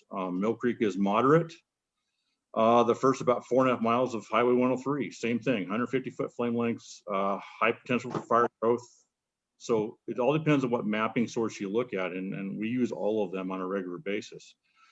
That is why all the mitigation, as Mr. Wheelock says, above Empire was so important in Blue Creek, is that it had a high potential for explosive fire growth that was uncontrolled. If you look at the last year's fire season, and if you pull up the same mapping information, which is through 2018 fire information is what that state website's using currently, because the data hasn't been updated. It won't be updated until next year. If you get a chance to look at that, pull up Grand Lake. Grand Lake has a moderate fire risk. And we saw last year that even a moderate fire risk was uncontrolled fire growth through the Troublesome Creek fire that went across the entire part of the state and almost met up with Fort Collins. It almost went over Cameron Pass. So I think the discussion that Chief Babian brings up is correct. We need to sit down and figure out what we're going to do with areas like Mill Creek for those homeowners that don't have homeowners associations that can pool together to get a grant, but still have the same risk. They don't have as much leverage because they're not an HOA. Some of the homeowners on Fall River Road, there's a limited homeowners association on Fall River Road, but for most of the homes, they aren't part of an HOA. So how do we do some kind of a grant program that allows those one-off homeowners to get something to assist them in the cost of doing mitigation? It's in our best interest across the board to do that. And then from a wildland perspective, as far as we planned, I think the original plan that George brought up was a 10-year plan, if I remember right. That mapping is supposed to be designed for the next 10 years.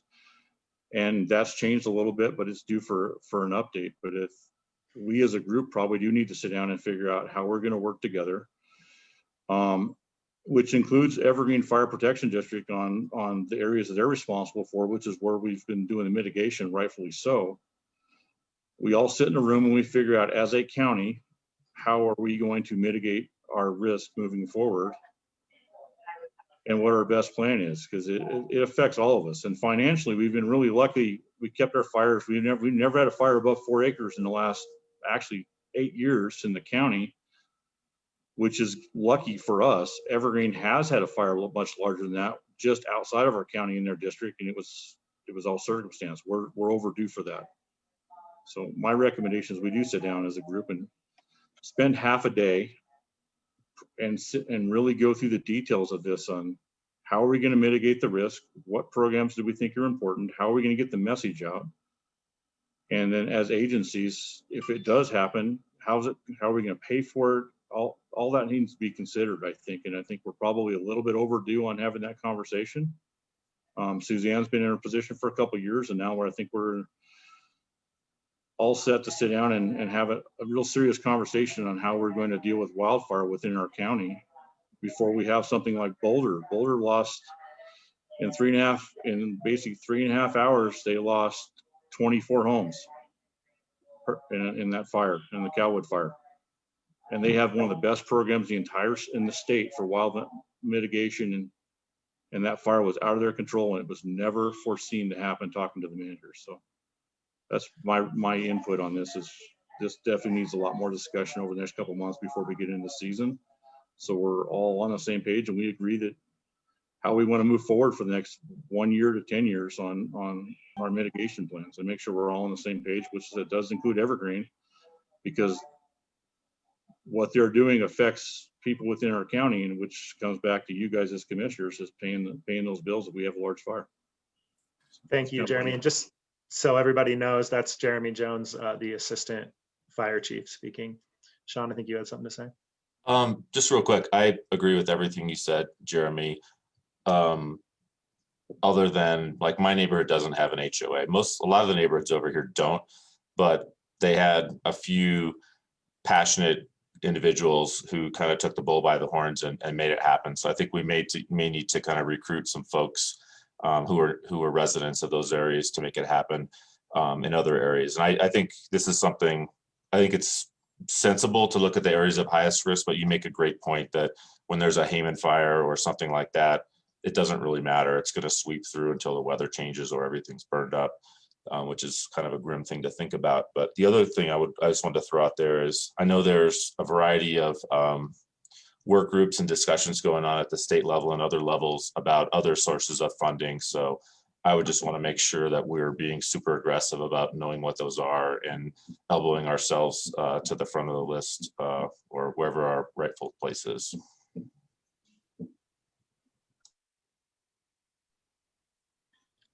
Suzanne, maybe you can help us. I feel like I may have thrown this conversation into a much broader context than you were asking for. What are you looking to get out of this next 20 or so minutes that we have? No, I don't think it went more broad. I'm glad that it did. I'm again, OEM manages this one small but valuable grant for the county. But as you can hear, it's a much larger issue that we need to look at countywide. So I think it was, making everyone aware of what the county has done as far as this, excuse me, wildfire mitigation grant in the last 6 years. And then that larger discussion of strategically, what do we want to look at in our approach? It sounds like as far as this grant, which is annual, that it sounds like everyone is in agreement that we continue with this grant for this year, which would mean pretty soon, we're in February, probably in the next few weeks, getting the application out because the work has to get done before October and all the paperwork has to get submitted by then. So it was really getting reaction to what this grant has done, what it looks like, and if we want to continue that investment for this year, and then spur for that larger kind of strategic discussion using this grant as one piece. But as you heard, there's lots of potential opportunities for things, and I'm glad that Chief Baby and Jeremy brought up about updating the community wildfire protection plan and the implementation plans. I think they're ripe for that, and looking for potential funding, whether it's a state grant or something like that, in order to do that. Because as OEM is happy to participate, but we're not wildfire experts. So, we need to get the right people to be able to help manage that. So those kind of discussions and how we want to be able to do that moving forward. Okay, thank you. So a couple of thoughts that I have. First is that I noticed one of the big differences that can describe where this money is going is the boundaries of our different fire protection districts. It's my understanding that Evergreen Fire Protection District, within whatever their service area is, ran a ballot measure to embrace that this is public activity, to get public funds to build community wildfire protection implementation plans in these regions. I think so. I'm saying that because I don't want this to come off as me feeling like Clear Creek Fire Authority should be doing something it has the resources to do. I don't think they do. But I think looking at how we can help get some of these dollars into some of these other areas where we have, serious threats to people's lives on this side of the county is wise. One of the policies that I think exists in this grant that I think is worth discussion is that a community has to have put together a community wildfire protection implementation plan to be eligible. And maybe that made sense when we were writing it. Maybe it doesn't make sense when we have one district with an agency that's investing money in the construction of these plans and another district where that's not happening. And so I would advocate for us to drop that requirement and say, if we have a homeowner who's willing to put some money and some time into mitigating their property, maybe we want to just let them do that where we see big extreme risk. I think that would be really helpful in the Mill Creek area because they don't have a plan. And that's a pretty thick forested area that needs to be addressed. But then we also need to consider that, we have property owners that like trees touching their houses and they don't want to cut trees. So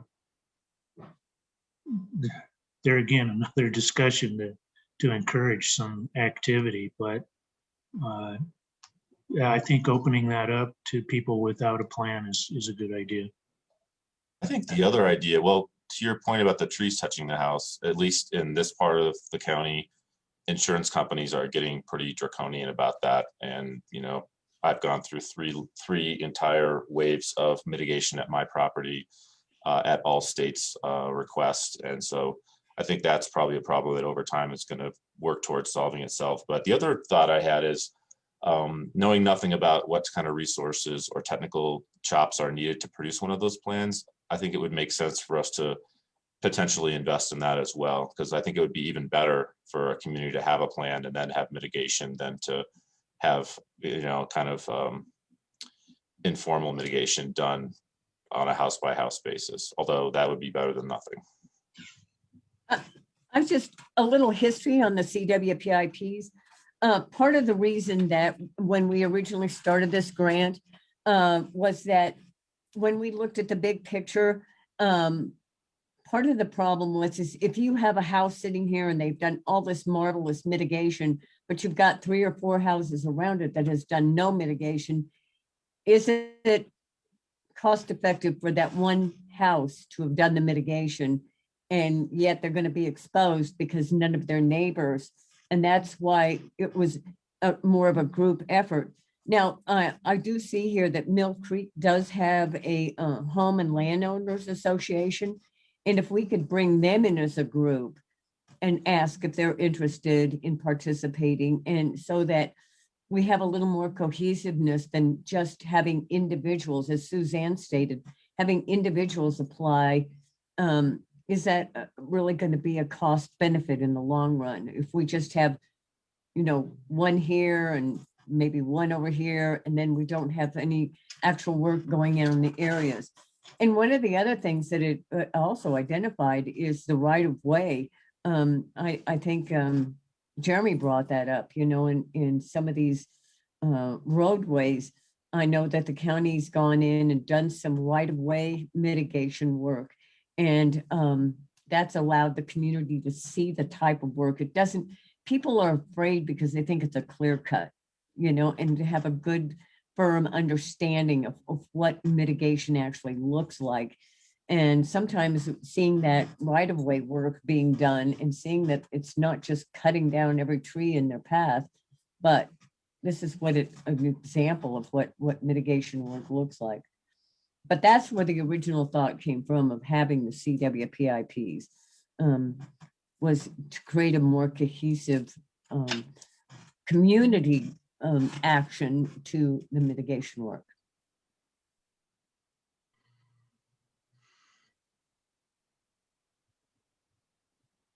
Another question that maybe someone on this call could answer: how many person hours does a plan entail for a neighborhood like Mill Creek? Is it hundreds of hours or dozens of hours? Does anybody know? Those CWP meetings that we were doing were facilitated by an outside party. And, it really depended on how active the community was in the plan is how much time it took. So it could take a lot of time, or, some of them could be pretty quick and easy.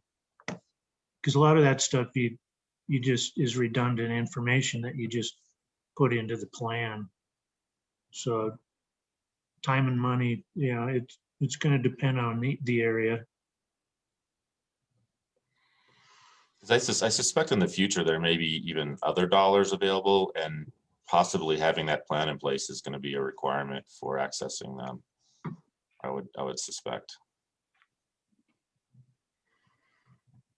I haven't had time to look at the state level what's going on, but I would think that after what happened with last year's fire season, that there's going to be more activity and more money going towards some mitigation and planning. I would hope so anyway. Yeah, I know there's a lot of county commissioners talking about it at least, and that's a step in the right direction.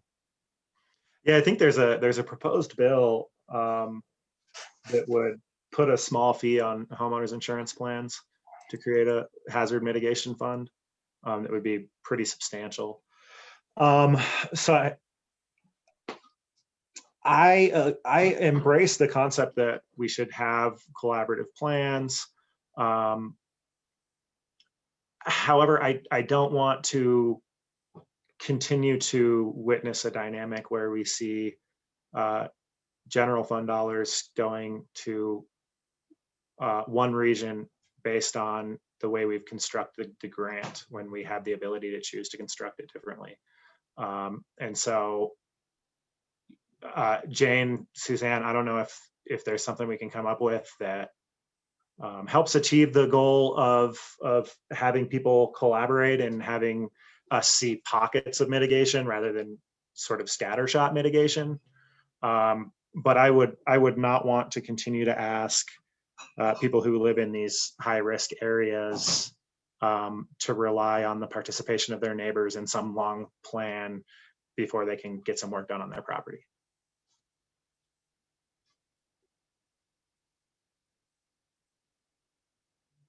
Okay, so what you're advocating for is removal of any requirement that they be part of an existing group, or that their area has a wildfire protection implementation plan. Is that correct?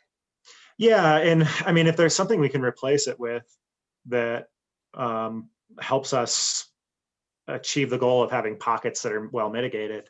Another approach could be, maybe if we see some neighbors take advantage of this in those areas, we sort of build awareness about what the county's trying to accomplish and sort of back our way into the goal that Jane expressed well, that I share, of having a community-based approach where we mitigate together, where we create pockets of mitigation. We can make that the two changes you talked about for this grant application that we put out. Saying that, what I'll want to do is do some quick research to see if I can find any sort of grants that will provide personnel support. That's going to be a heavy lift in order to manage and process individuals. There's a lot of questions and answers when they complete an application.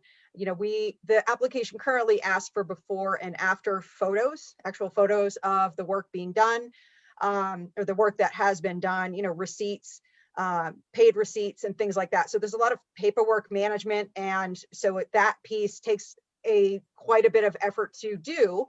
And, we do it, but if we're going to open it up a little even more, the benefit of it, as far as the logistical paperwork piece, just the paperwork piece, the benefit of it being part of a group association, for example, is that association submits paperwork together. But if we're opening it up to individuals, it'll just take quite a bit more hours for OEM to manage. So saying that, just prepare everyone for that. And I would want to look to see if I can find some possible sources to help with that. I had a question about the match. Aren't we requiring the group that makes the application to provide a 100% in-kind match to the 50,000? It's not I'm sorry, 100% in kind to the 50. Can you say that again?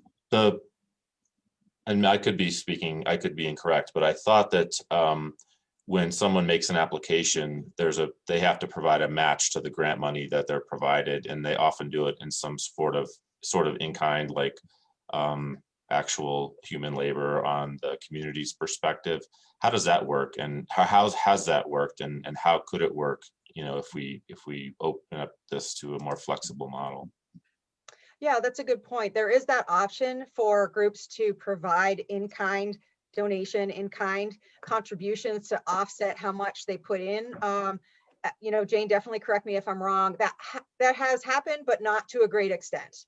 And perhaps it could be that if we explained more thoroughly or give examples of, excuse me, what that in-kind could mean, Maybe it's simply something like that.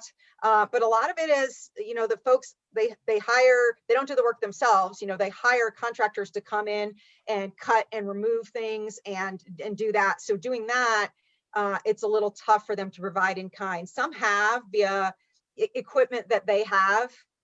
They don't have to rent a piece of equipment, or they don't have to have the contractor rent a piece of equipment, or they may haul the debris off themselves. So the in-kind contribution is relatively small and has been relatively small for the past 6 years, but it is an option.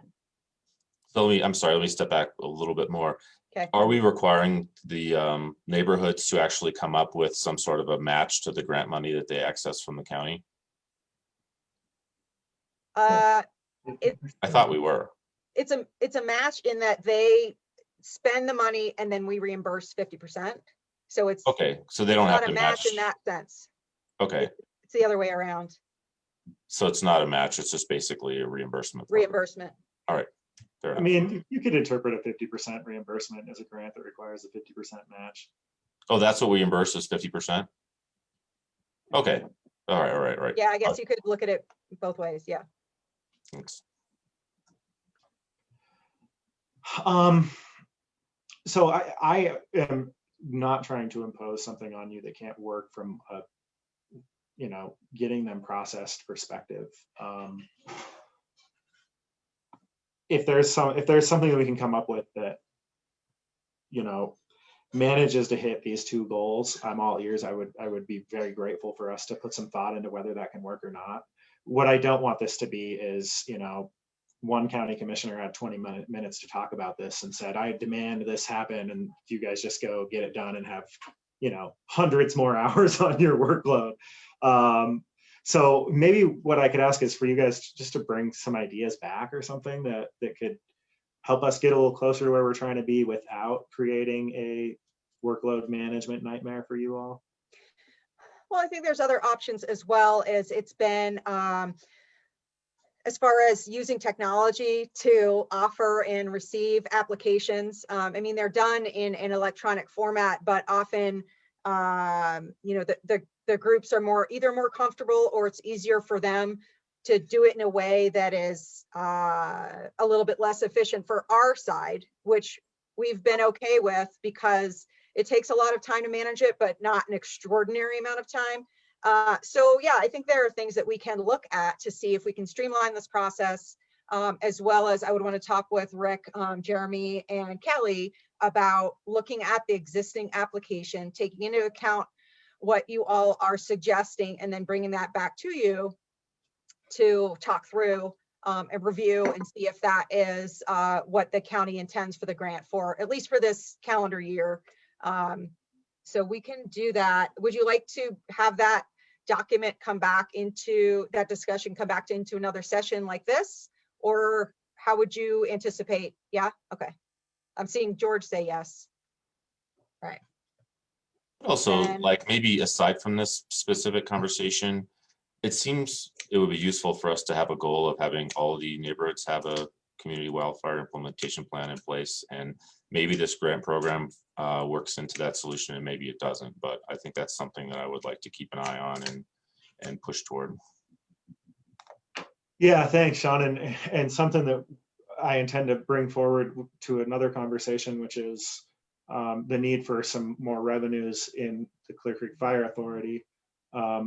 I would love for us to be talking about the extent to which we want public dollars on this side of the county to help build protection plans and engage in mitigation. I think that's the appropriate timing and vehicle for us to have that conversation.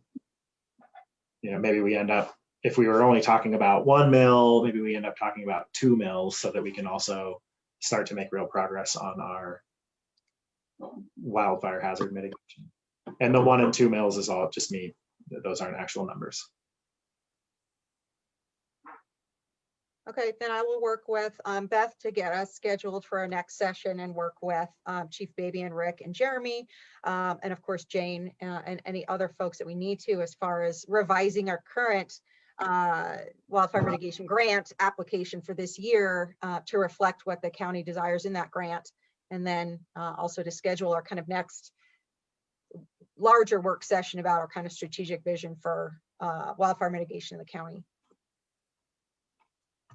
Yeah, that'd be great. And if we could work, I'd like to at least have our fire authority board members or municipal representation be invited to that, and maybe have some advanced scheduling work be done.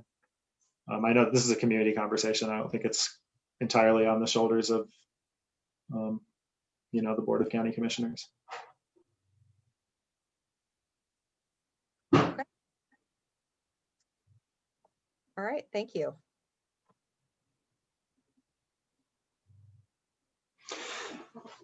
Okay, I think then, Suzanne, do you have everything you need from us? I do. Yeah, thank you for this. Appreciate this discussion. So yeah, look forward to these next steps and continuing to work with you on this. So thanks.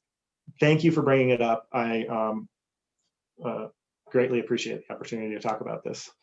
So our next item is an 11 o'clock COVID update. Sean, we've got 3 minutes. I'll see you at 11.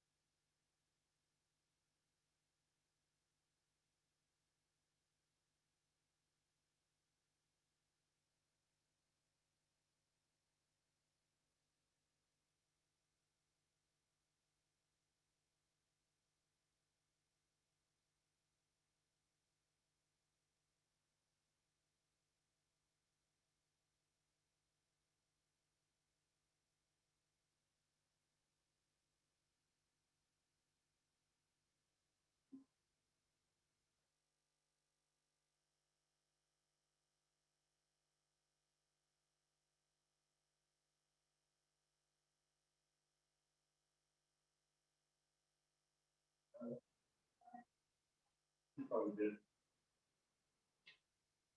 Oh, boy.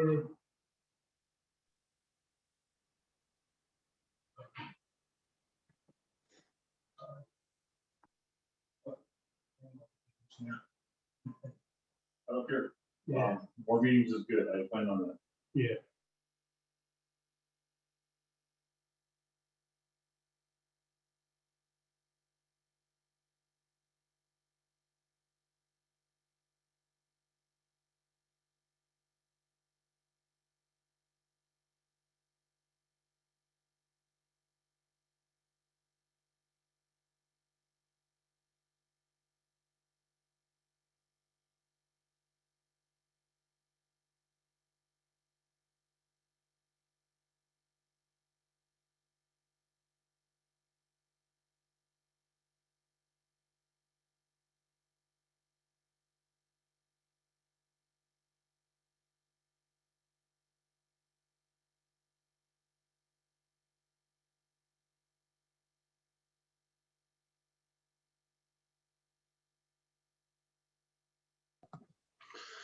Okay, it is 11 o'clock, which is time for our weekly COVID update. And it looks like we're still waiting for some people to come in who give us this update.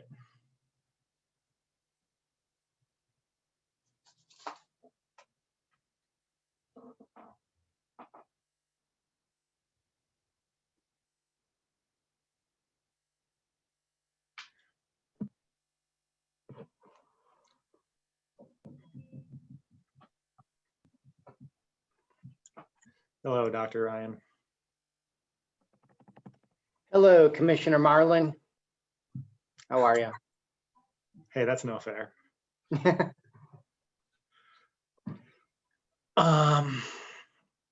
Okay, I see that we have Sean is back, Dr. Ryan is here, our public health staff has come in. So why don't we go ahead and I'm going to hand the floor to you, Tim, for our weekly COVID update. Good morning, everyone. Hope you had a nice weekend. So let's just go through the numbers to start. Nationally, we are seeing a continued decrease in the number of new cases over the last week. Number of new cases now below 100,000 as a 7-day average at 86,694, with a little over 27 million confirmed cases across the US. Hospitalizations, although they continue to be high, they continue on a downward trend over the last 3 weeks, with a total of roughly 71,000 current hospitalized as of Monday. That's across the US. Fatalities continue to grow. We're now at 486,000+ deaths. Current rate is around 2,500 per day as a 7-day average. National test positivity rate is at 5.6%. And major contributing factors continue to be lack of mask wearing, social gatherings, and travel. Here in Colorado, the current number of daily cases has decreased as well from last week, now in excess of 996 per day, just under 1,000. Our 2-week cumulative incident is at 276 per 100,000. Hospitalizations also decreased across the state. Currently, 30% of ICU ventilators are in use, no change from last week. 3% of hospitals anticipating ICU bed shortage within a week, and facilities anticipating staff shortages is around 10% this week. Currently, we have 462 individuals hospitalized with confirmed case of COVID. Our test positivity rate across the state is at 3.76. Major contributing factors here in Colorado continue to be lack of mask wearing, and social gathering travel. Vaccine update across the state. As of yesterday, 686,231 individuals have received at least a single dose of the Moderna and/or Pfizer, with 308,294 have received 2 doses of either of those across the state. Clear Creek County, our case count in the last 7 days has been 7 individuals, 10 in the last 2 weeks, for a sum total of 355 to date. Hospitalizations holding steady at 19, fatalities at 2. Our 2-week cumulative is at 103 per 100,000. Our test positivity rate is at 4.2, and factors, social gatherings and lack of mask wearing. Testing updates this week began our first week with COVID Check Colorado, which will be our testing company going forward every Tuesday in Idaho Springs. We're also going to have a couple others on the west side of the county, and visit our website to get those specific dates and times. Pre-registration is preferred in testing, although you can show up and just get tested day of, no problem. 10 to 2 on Tuesdays. Vaccine update. As of yesterday, we have vaccinated 1,125 individuals with a single dose of the Moderna vaccine, and 406 individuals with 2 doses. That 406 will double literally tomorrow, where we're vaccinating in excess of 400 individuals in their 2nd round of the Moderna vaccine. We have not received any 1st-round doses this week. We seem to continue on that every other week, even though the state's getting more vaccines each week. I'm not sure why they're not giving at least counties 100 a week. Would make sense to me, but I'm not in charge. So here we are. Any questions on those data? I had a quick question about our potential future transition from yellow to blue. You mentioned our case count per 100,000, and it was 100 and some. What is the transition? What is the threshold for going from yellow to blue? It's based on all three different variables: case count, test positivity, and hospitalizations. It's for yellow, it's 100 per 100,000 to 300 per 100,000, so it'll be below 100. But going to blue really adds for 4 restaurants for the ability to have 25 additional individuals in the restaurant. There's no significant changes in the dial as far as businesses are concerned. We're at 50%. The total number of individuals just goes up. And with that, the potential for COVID. Yeah, so technically we qualify for 2 of the 3 right now. I know we want to see more data and have more confidence before we send a letter to the state to ask them to switch us or to consider switching us. But I thought that, well, it's 100, so we have to get into the 90s in order to technically qualify for blue. Correct, yeah. Okay, so we're not there yet. No, we're not there yet. And to my point, is going to blue really doing anything for our economy? The economy is as open as it's going to get. It's really the top line in the number of people who are allowed in very small handful of actual restaurants in the county. There's no noticeable gain for any other businesses in that color designation. Well, I'll wait to have that conversation when we actually are below 100.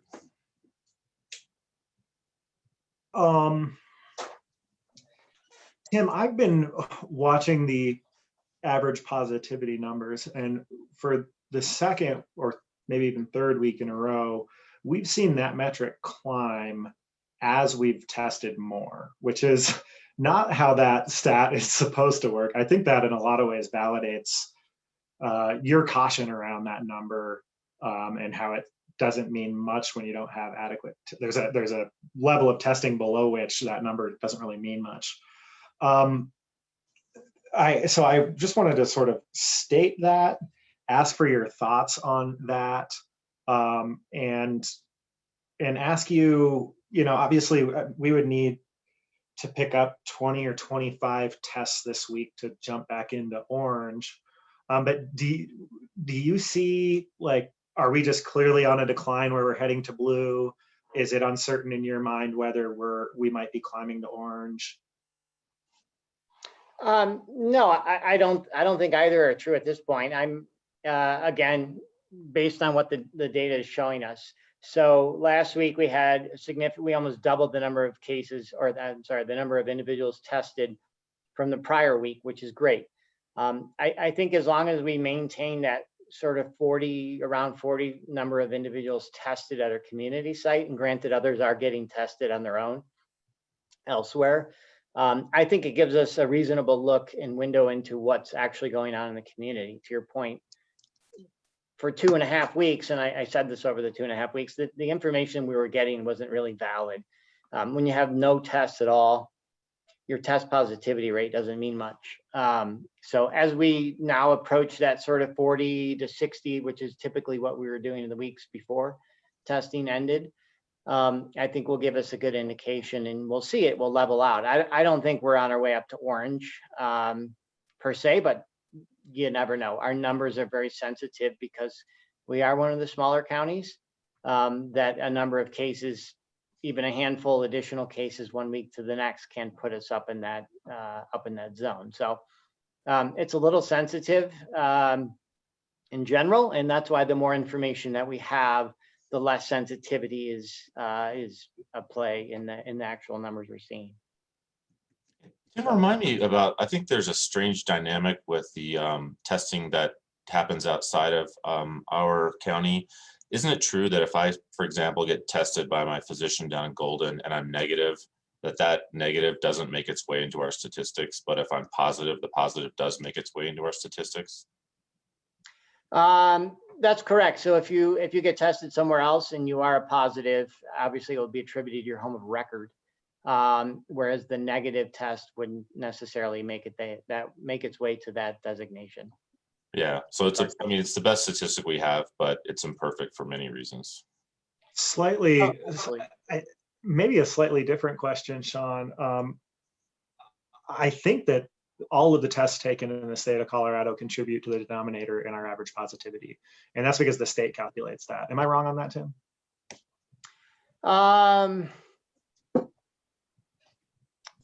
The number that CDPHE is reporting to us is the number of tests that they get back attributed to us in the county in terms of who lives there or doesn't live there.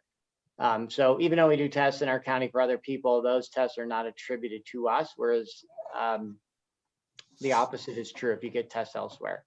So my guess is yes, they would be included in the CDPHE's determination. And that's where I get our test positivity rate, is from CDPHE as they recorded it.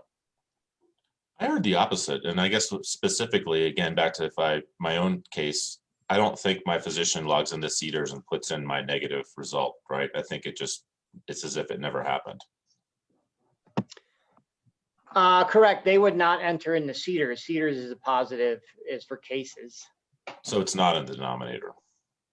Well, it wouldn't be in Cedars, but it might be in the data that Cedars isn't the only data that CDPHE collects, right? They have all sorts of data. Cedars is primarily for, or exclusively for, cases of any sort, COVID or otherwise. And so I think you're both right. I don't know specifically if, in fact, cases, to your point, Sean, if your negative case would count, or negative test would count in our denominator in the county. I'll ask CDPHE that very question. Yeah, because I think somehow my physician would have to basically communicate that negative test result. And my understanding was she only does it when it's positive. But yeah, the lab would, whatever laboratory they use, LabCorp or whatever the laboratory is, they would have to report it to CDPHE, positive or negative. Positive, they're required by law. Negative, I don't believe they're actually required by law to report that. Okay. Okay, and we have seen, I was just looking at the CDC data. It looks like our testing volume is up about 30%. We got 130 tests rather than 98, I think it was. So things are moving in the right direction on that one. I think, Tim, you would like to see more testing than we're currently having. And how many tests did we get last week? We had 38 last week and 19 the prior week, which was the first week. So hopefully we'll continue to have, as I said, the weeks in November, December, January, we had anywhere from 40 to 100 on any given Tuesday that we did in the county. So hoping to get up somewhere in that 40 to 60 range, which would be great. Each and every week would be a good indication of what's really going on. But I don't have any reason to believe that our numbers are any different than the counties, not to the west of us, but the rest of the county, really more broadly what's going on in the state. We're sort of in between what's going on in the rest of the state and what is going on in the west of us.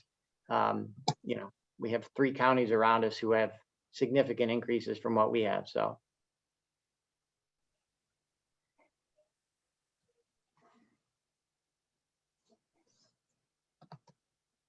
I have a couple of questions here. What's the recommendation on testing for people who have been vaccinated? The recommendation, if you've received your first vaccine, the first dosage, and you are several weeks out and you're on your way to your second dosage, if you have a known exposure, meaning someone in close contact with you is in fact positive, it's really going to depend on when that individual became positive and what level of exposure you have to them. So I had someone ask me that over the weekend, if they're on their way to getting their second dose tomorrow, and they had potentially minimum exposure to someone who is tested positive. I would say it's not necessary, but you can, just to be on the cautious side, because again, it is possible for you to get or have exposure just prior to your first dosage and between your first and second dosage that would potentially result in getting actual COVID case. So it's going to depend on a number of variables, but if you're post-vaccination second dose and you have minimal exposure to somebody, I don't know that it's necessary to get tested. You have a very low probability of getting COVID. So, you know, you can get tested if you want. It's free. It's in Idaho Springs every week. But to reiterate, a COVID vaccine does not preclude you from wearing masks and socially distancing. I experienced that this weekend. Some guy got in an elevator with me and I was wearing my mask. He wasn't. I asked him to put it on immediately. He's like, I've been vaccinated. I said, how is that relevant? to the exposure we're both about to have. So I know the perception is out there that, oh, I've been vaccinated, I'm fine. It's like, well, it's not about you. It's about everyone around you and the potential exposure you might have to them, and vice versa. So a related question that came through, should we be encouraging asymptomatic people with no exposure history to get tested? If you have no known exposure, you know, if you're homebound or have very limited interaction with other human beings, I don't know that it's necessary. If it gives you some sort of peace of mind and you just want to know every month, there's no harm in that, definitely, to get tested. But if you have a known exposure, or if you're in a situation where you have repeated exposure, but you're not certain if people are positive or not, again, I would err on the side of caution and get tested. It can't hurt.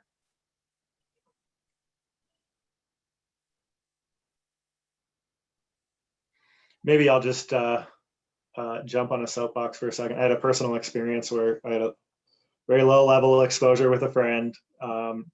That friend called me because they got sick. They thought they might have had COVID. They did not call me because they were trying to notify me that I had potentially been exposed. They were calling to get help getting a test. And it occurred to me that, wow, I missed the boat with helping my friend understand that he needs to tell people when he's been exposed, when he thinks he might have COVID. So maybe just a quick PSA from me. If you think you might have COVID or you might have been exposed from somebody with COVID, you don't have to wait for the local public health agency to do contact tracing. You can let the people know that you may have given them COVID at any time, and that would be a great thing to do for a friend and society. I agree completely. Yeah, if you feel symptom onset and or you've been notified of a direct exposure to someone who has COVID positive, do everything you can to isolate and quarantine away from others. Eventually get tested as quickly as you can, and then identify those folks who you may have exposed in the prior days, and just to give them a heads up. Always a good idea. So another question here in the question line, is Clear Creek County testing non-residents? Absolutely. Actually, we test probably 10 to 20% of folks who are tested in any given week are non-Clear Creek County residents and have been historically over the last several months. So anyone and everyone is welcome. The state's paying for it. And so it doesn't really matter where you live. Your results, to our previous discussion, will be attributed to whatever county in which you reside. So if you live in Gilpin or Eagle or Summit, test away. If it's the most convenient location for you, then get tested. Okay, thank you. And then a couple of questions related to teachers. We all know that half of them received their first dose. What's the plan for getting the other half vaccinated? And are you seeing any evidence that people are opting out? The plan is as soon as the state gives us vaccines, we're going to vaccinate the other half. My team and Karen Quambeck, the superintendent of the school district, are in constant communication and are working out the logistics of it. We did vaccinate half the number of teachers last week on Thursday. We're trying to do it on a Friday or Thursday so that if they do have symptoms the next day, it's over the weekend and they're not losing any school from it. So no, I asked Karen that question and I would say roughly 90% or more of the teachers and staff are opting to get vaccinated. Yeah. A good portion of them have wanted to get vaccinated months ago, but CDPHE wouldn't let us do that, so. Okay, and then kind of this question is a good way to move us into talking about vaccines anyway. How many people are on the county's list of people eligible for the vaccine? As of last Thursday, we had roughly a little over 1,000 individuals, although there was many duplicates. We have individuals who are signing up 4 or 5 times, hoping that it's not a lottery. It's not, the more tickets you buy, the more likely you are to get vaccinated. It's one entry per contestant, I guess, is a good way to put it. And so we're in the process of filtering out those people who have put their name in 4 or 5 times to just have them in there once to get a true number. But I would guesstimate it's somewhere between 800 and 900 individuals who are on that list of currently eligible individuals. So that would be the teachers, everyone 65 plus who hasn't been vaccinated yet. And then some holdouts from the EMS folks and others who are now coming forward once they've seen their peers are just fine. Tim, what is the methodology for figuring out what is the order that we call? So there's a new wave of people in the 65 and above. Is it random? Is it alphabetic? Is it according to when they put their name on the list? How does it work? So in our new Google Doc, as individuals put in their information, they self-identify whether they're in 1A, 1B, in that sort of grouping and or by age. So if we, for instance, get somebody who's in the 1B, the EMS or deputies or whatever individuals who come forward now, they go to the top of the list, although it's a very small number of folks, less than a handful. So those individuals would go to the top. And we're basically prioritizing them as is laid out by the guidance. We have vaccinated almost all 70 plus who have identified themselves to date, and will then be moving down into the 65 to 70 years age group.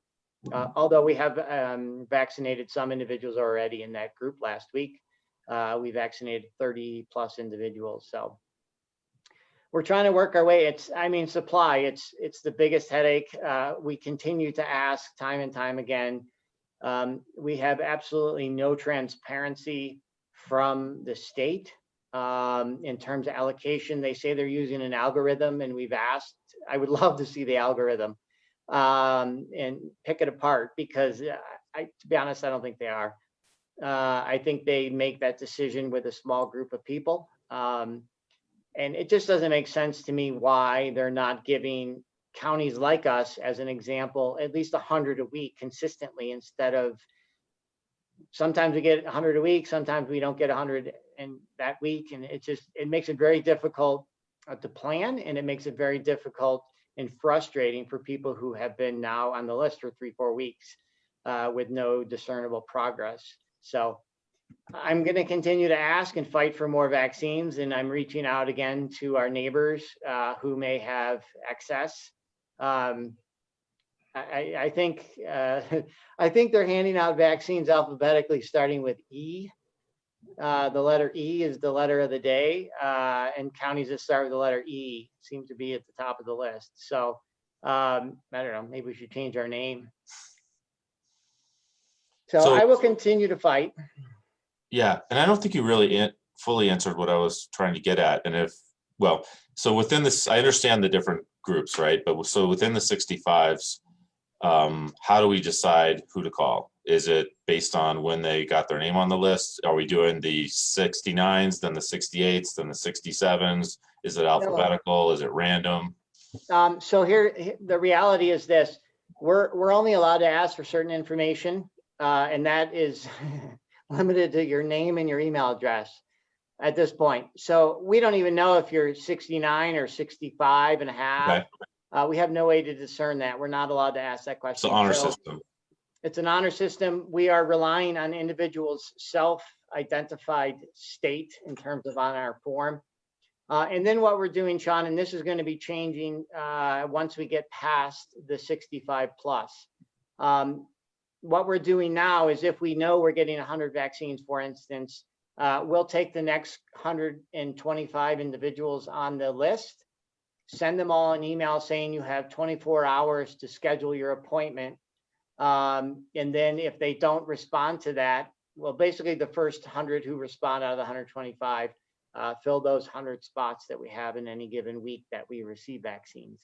What we're finding in addition is individuals are going down, for instance, to Denver and getting vaccinated who are on our list. So out of the 125 we send out, probably only 102 might even actually respond because a number of others have already gotten vaccinated elsewhere and didn't inform us. So it's kind of a pain in that sense because we're having to follow up many times with individuals so that none fall through the cracks, and it's incredibly time consuming.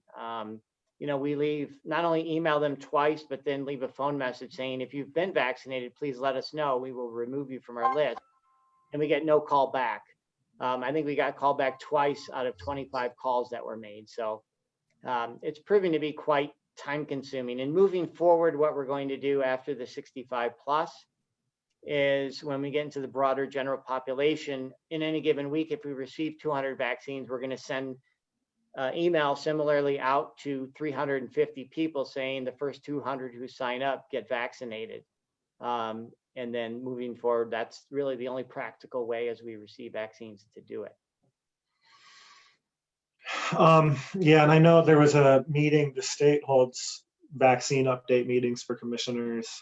Brandy and I attended and were among sort of a large number of rural counties who wanted more transparency about how vaccines are being distributed. There was a lot of conversation, and we shared this popular opinion that if you only have 100 vaccines that are intended for a county, they should go to the local public health authority before they go to the local pharmacy.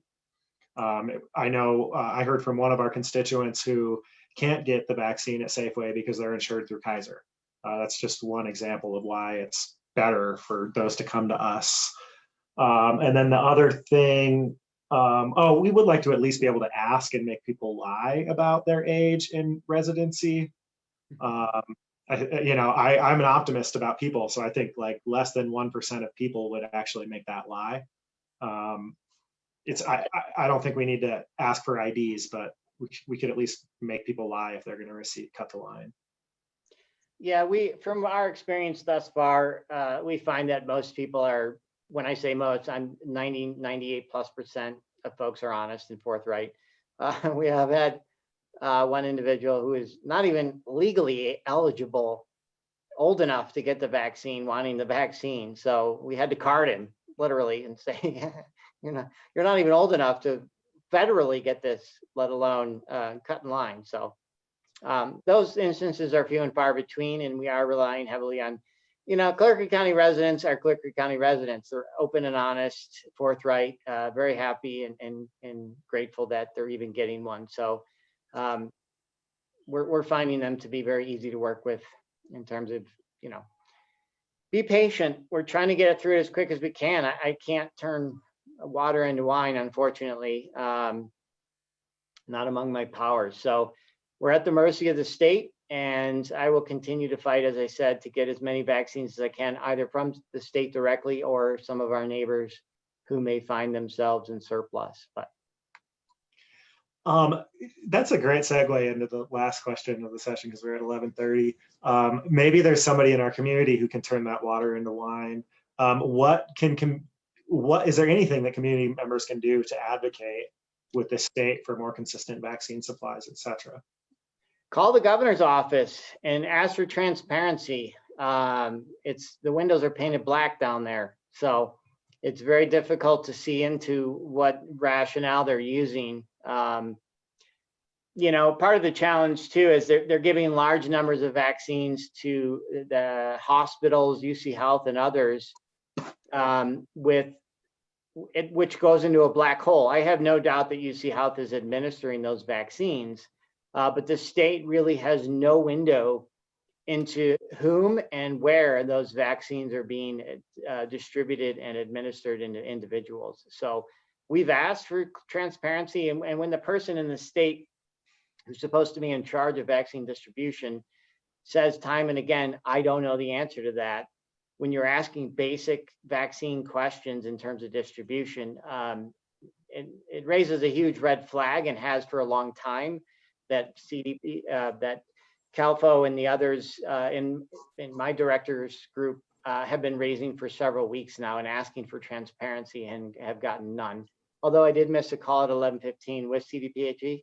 on this very discussion, but I highly doubt that any clarity or significant number of answers were provided. So I've and I hate to bail, it's like bailing in with a, parachuting in with a clean uniform on, and everyone else has got mud on their uniform from this discussion. So if I ask a question that relates to something you've already said, the lack of transparency that you have in being able to see into the state government and the statistics county by other statistics county by county, does that combine with the vaccine tourism that we're seeing, meaning local kind of intramural vaccine tourism, people hopping county lines because their county's low, and we can draw plenty of examples. Does that make your job of determining exactly what percentages of our local demographics that we have been able to vaccinate any more difficult?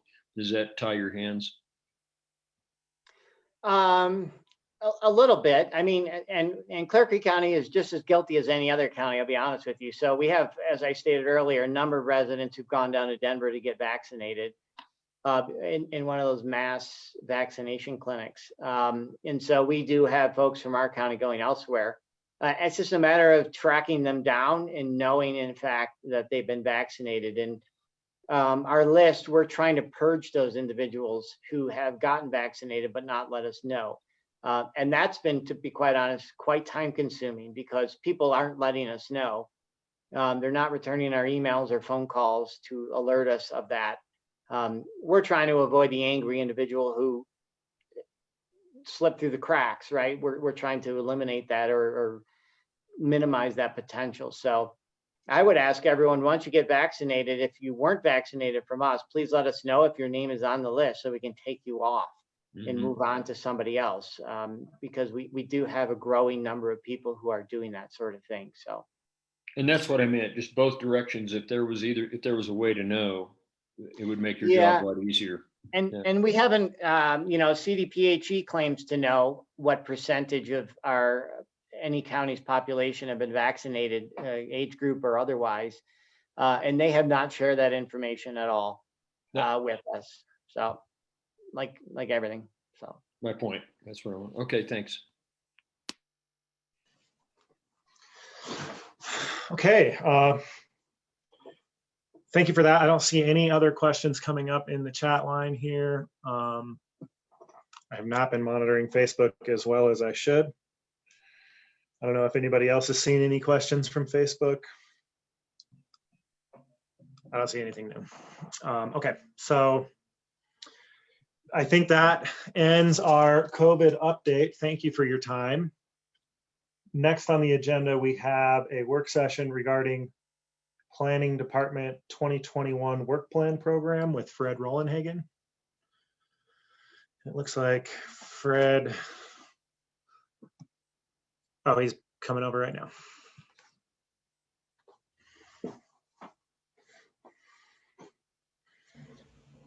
Okay, Fred, thank you. The floor is yours.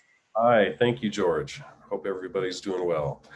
Okay, so this is kind of an informal working session. Thank you very much for listening, where I wanted to talk a little bit about the Planning Department's work program for 2021.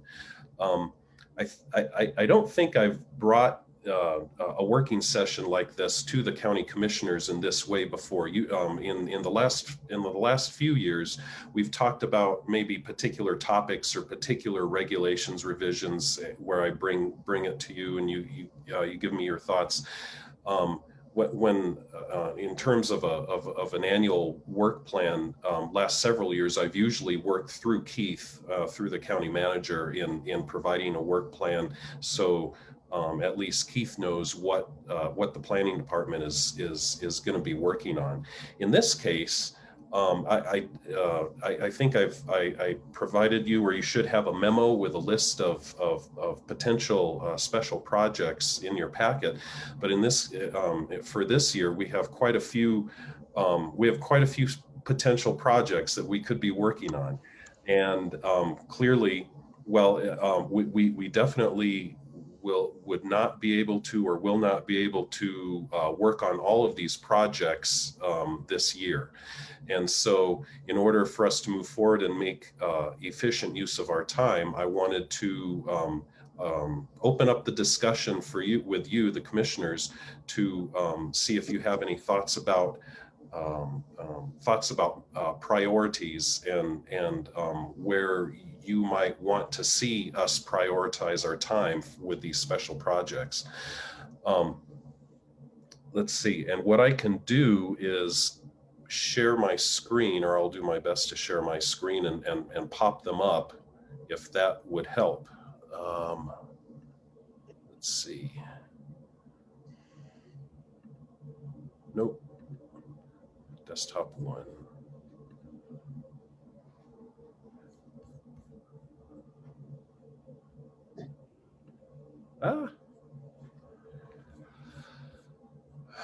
And I'm having trouble.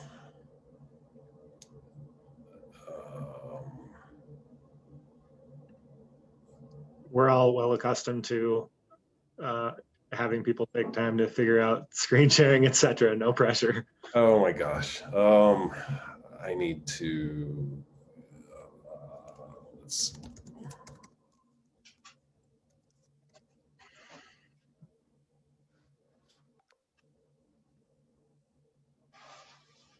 Amy, do you have that document? I was Maybe. just gonna offer, yeah, I can share my screen if that would be helpful. That would be helpful. Thank you, Amy. I'm sorry about that. Here we go. Thank you, Amy. Yeah. Okay. If you could scroll to the second page where I have the list, we can have a little bit better discussion. I should say the third page. Yeah. So this is the list. List of things that we have heard either from the commissioners. We've heard either or heard from the Planning Commission. We've heard from citizens who live in the county, and things that we have noticed as staff, things that need to be worked on or need to be looked at.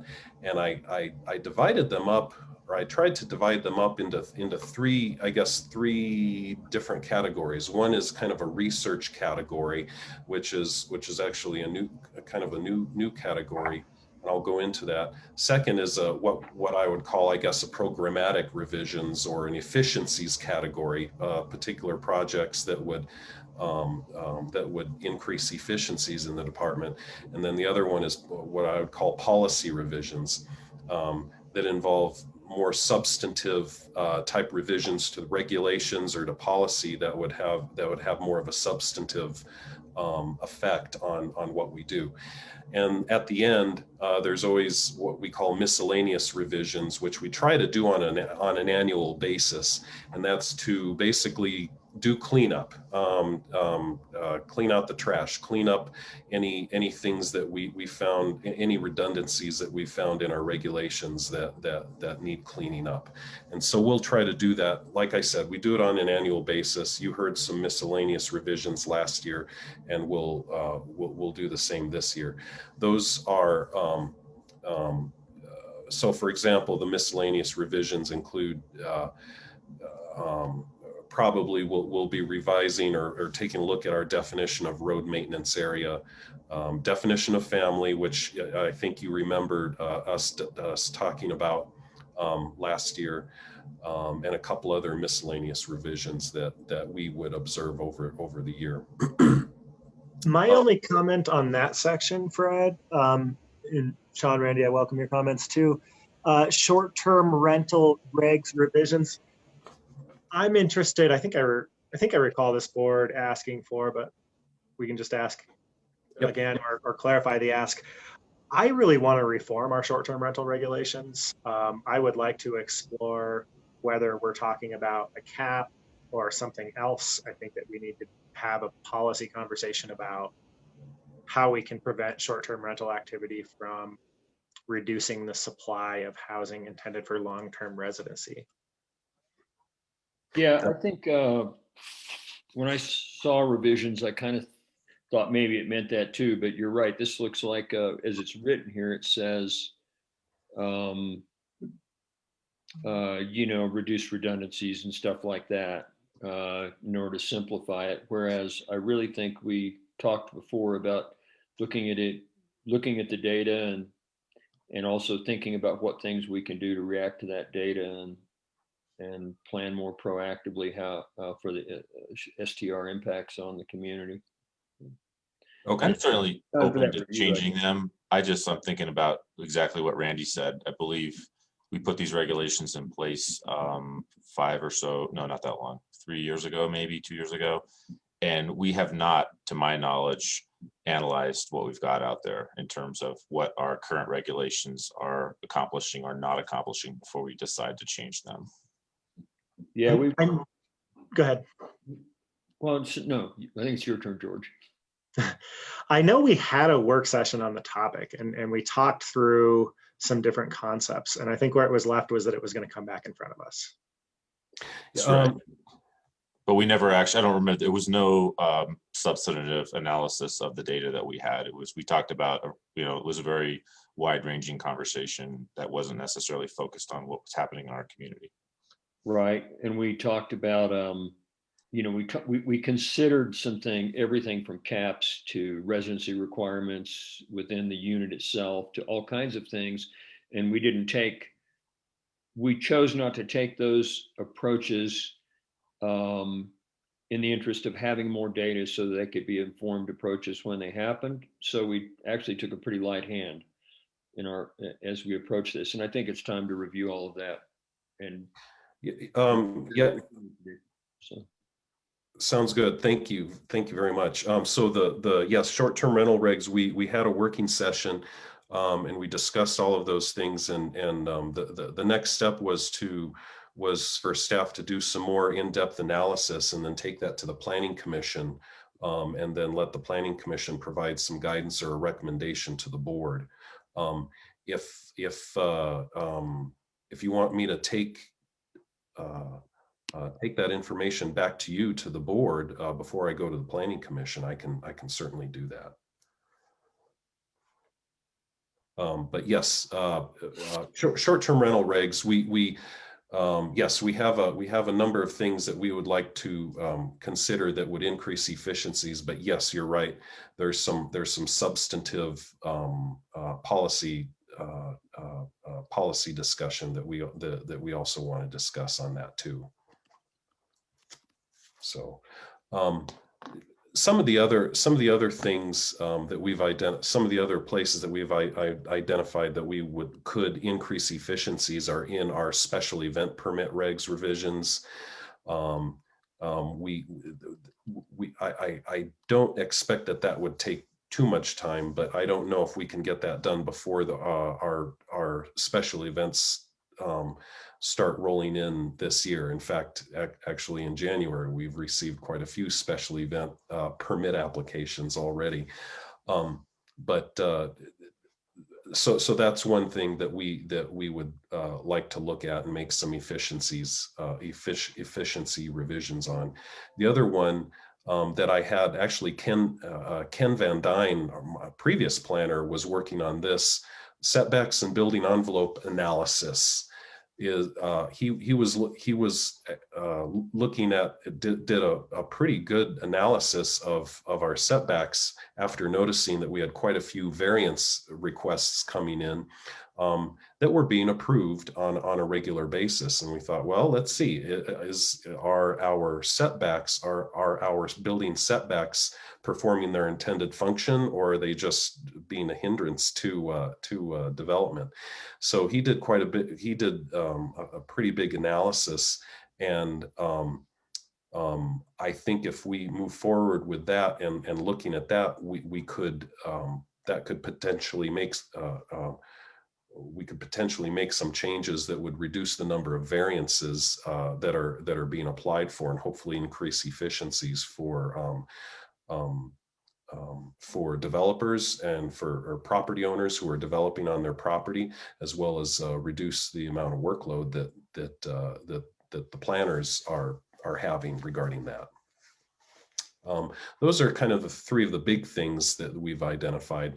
There's a couple others that are on our list, of course, as you can see. Telecommunications regs revisions. You heard a couple. You heard three pretty big public or three big rezonings for broadband towers recently. But we have a set of telecommunication regulations that have been in the books since the late 90s, and they have not been revised. And I would like to take a look at those and make revisions in light of current federal and state laws to make sure that they're updated, and that they're not that we're not in violation of any new federal law. Also have on our list accessory dwelling unit revisions to try to reduce redundancies and requirements that are not necessary for somebody pulling a permit for an accessory dwelling unit. Couple things that we want to discuss with that. Then when we move on to policy revisions, and that list are things that would essentially be more substantive, and potentially take more time to do. First one, I think we've had a couple of conversations about this, our rural remote overlay policy to help protect sensitive landscapes and help reduce impact and demand on county services in the areas that receive very few services. Thinking of one of the classic places or examples that this could apply would be above timberline, going up Leavenworth Creek or Guanella Pass Road. Let's see, lighting regulations. I've heard that there's some interest to adopt some sort of a dark sky ordinance to better protect the night sky in the county.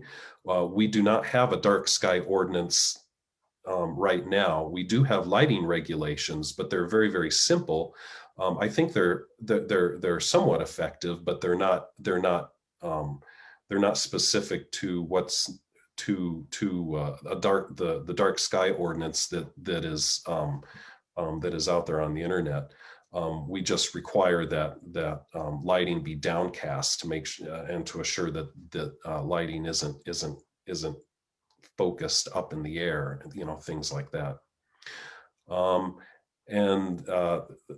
The next one on our list is fiscal impact tool.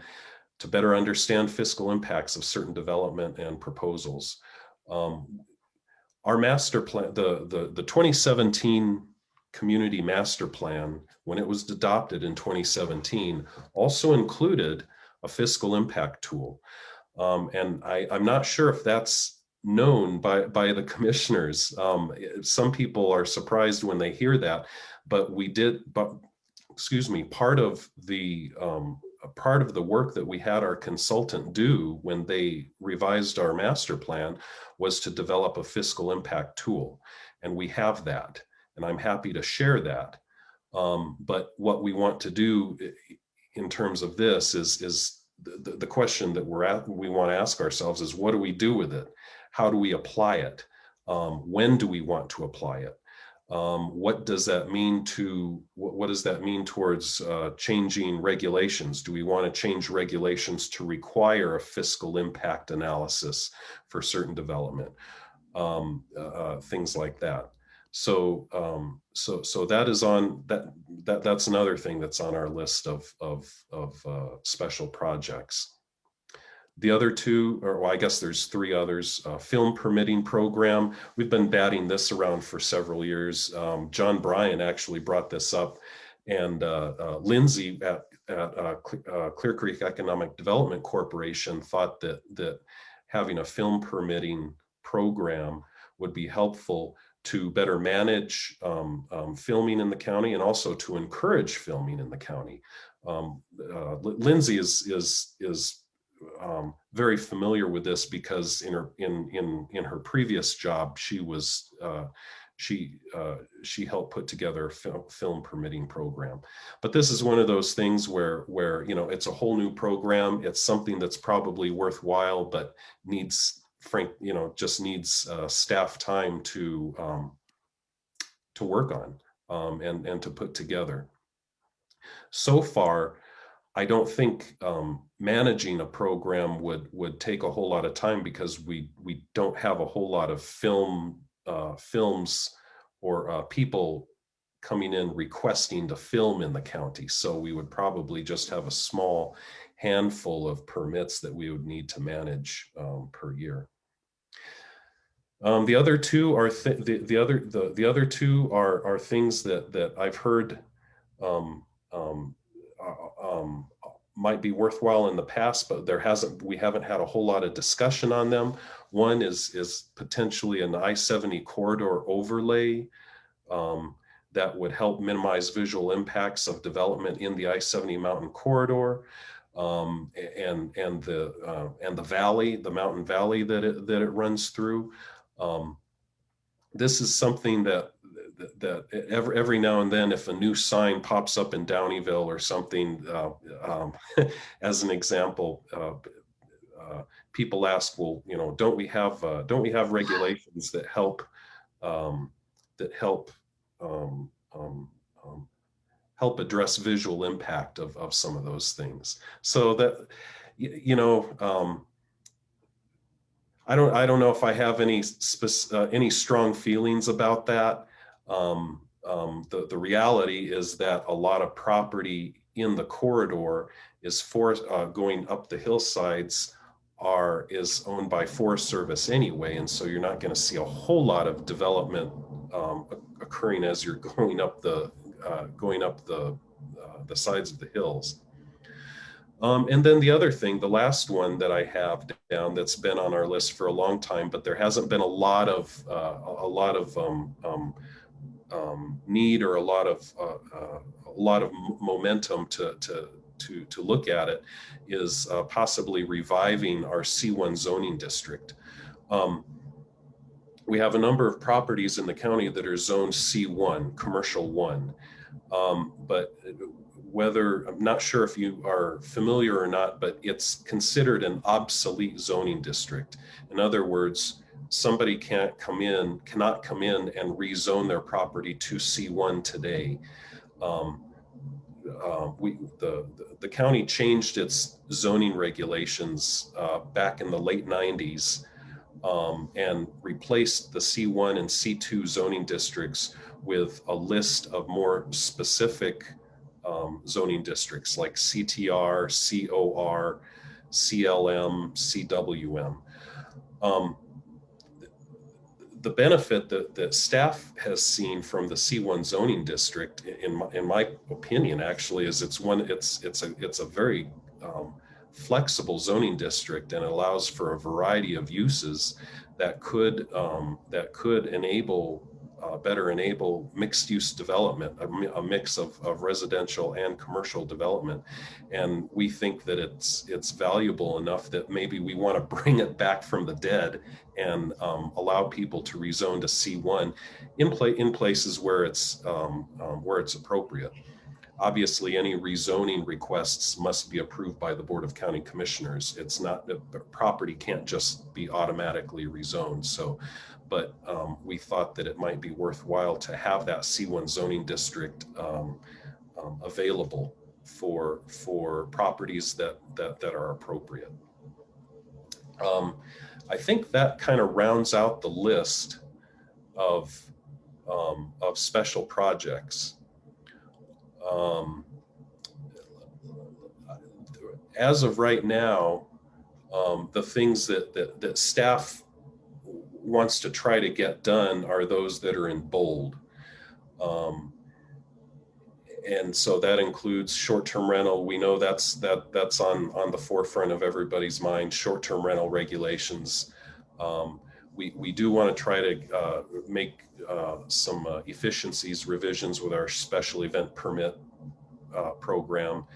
And I would really like to try to move forward with looking at reviewing our setbacks, building setbacks and building envelopes, and see if we can identify efficiencies and regs revisions for that. And then at the top, you see the under research, the review the 2017 Community Master Plan to identify and prioritize actionable projects. That's something that we're having, that we've asked Adam Springer to work on and kind of bring back the master plan into our daily work and really understand what does the master plan call for, and what does it ask us, or what does it identify for, or what can we identify as actionable projects in a review of that. So that's something that we have Adam working on for this year. And when he does this review and make these identifications, probably the end result would be a working session with you, with the county commissioners, so Adam can bring his findings to you. And then always on our list is a fee schedule review, to understand how well the department is recuperating its costs. So it's a big list. And we're not going to be able to get all this done this year. But wondering, what do you think, commissioners? Do you have any thoughts on what you would like to see pushed up to the top of the list? Just real quick, before we do that, I want to acknowledge that it's 11:57. Right. Were we planning on the way the agenda is written? I don't know if we're supposed to be ending at noon or 12:30. Were we planning on having an hour for this? I don't think so, Beth. I don't think we had an hour planned. 3 minutes. Either half an hour or perhaps 45 minutes. Right. And then we have an executive session, and Sean he's got a hard stop at 12:40. I saw, so. If you'd like more discussion, I can always try to schedule some more time with Beth on this. I think that would be appropriate, and then maybe we can all just take a minute or two just to throw out some whatever is on our mind, initial feedback to inform that next session. I'll just take probably even only 60 seconds. First off, I really appreciate seeing this in writing and having the ability to hold ourselves accountable for what we say is important. So big thumbs up on that. I know we've talked of more than a few times about a fiscal impact tool. I would like to know at our next session what that really means. Is that a software subscription? Is that hiring a contractor? Or what are the options, just to become a little bit personally more educated on what that looks like, because I think that's in the near future, that's going to become increasingly important. And that's all I've got to say for now. Is that are you suggesting at the next meeting, like on the 2nd? Is that what you're talking about? I'm just saying, whenever we talk about this next, I would like to spend some time talking about fiscal analysis and what tools are available that could help us support that in a repeatable and accurate way. And I think we've talked about it enough lately that sooner's better than later, as long as there's been reasonable time to make it an informed discussion. That's, as soon as we can do that. Okay. Okay, so my thoughts are, I share Sean and Randy's perspective that talking about the fiscal impact tool is a high priority. I don't know if it's, in my mind, 1A and short-term rental reform is 1B, or if they're flipped, but I think that those two are, at the top of my list. I also, 2 other policy conversations that I want to have. I want to talk about fair marketing policies. Basically, when a home is sold, when a multifamily development is going through sales, who are they marketing to? And I realized that what happened at the Bighorn complex, or I think that's right. Yeah, at the complex on Georgetown Lake, isn't our code that said what to do, but you could look at the marketing that happened there and not have to guess why we didn't see a lot of our residents buy those. facilities, so, or those units. So I'd love to talk about a fair marketing policy. I'd love to talk about an inclusionary zoning policy. We don't currently have authority to do inclusionary zoning, but we may by the end of the session, and I'd love for us to move fast on that. And then my last comment is just about how we're going to get this done. I want to have a lot of policy conversations, and I want to be able to have, I want to have them in an expedient way. And I'm looking for solutions other than, you know, hey, Fred, why don't you and your team work harder, right? Because I assume you guys are working hard, and I know you've got a big job. So I don't know if there's a way that we can outsource some of this policy conversation, if there's somebody we can contract with to run us through some of this policy conversation or something. But I think we need to add some horsepower so that we can get through this stuff. If I'm lucky, well, I've got 2 more years in office. I'd love to have those conversations during those 2 years. And it sounds to me that we might be waiting, we might be talking about the C1 zoning district under the current plan sometime in 2045. I'd just like to move a little faster than that. Yeah, I think it's good to do that and take the responsibility on ourselves at some level. Like we need to have a high level work session of, for example, this list with anything else we'd like to add to it regarding those policy discussions that we feel the most,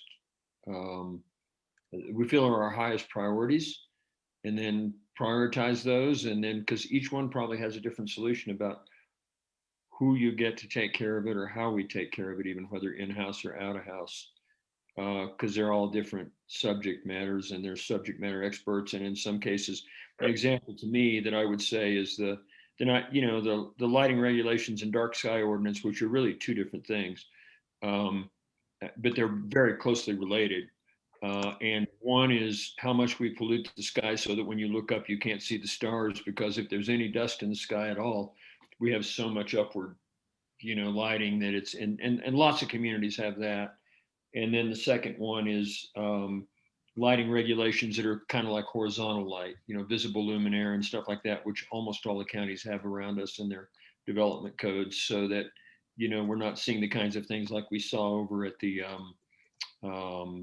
Brookvale shop, as an example.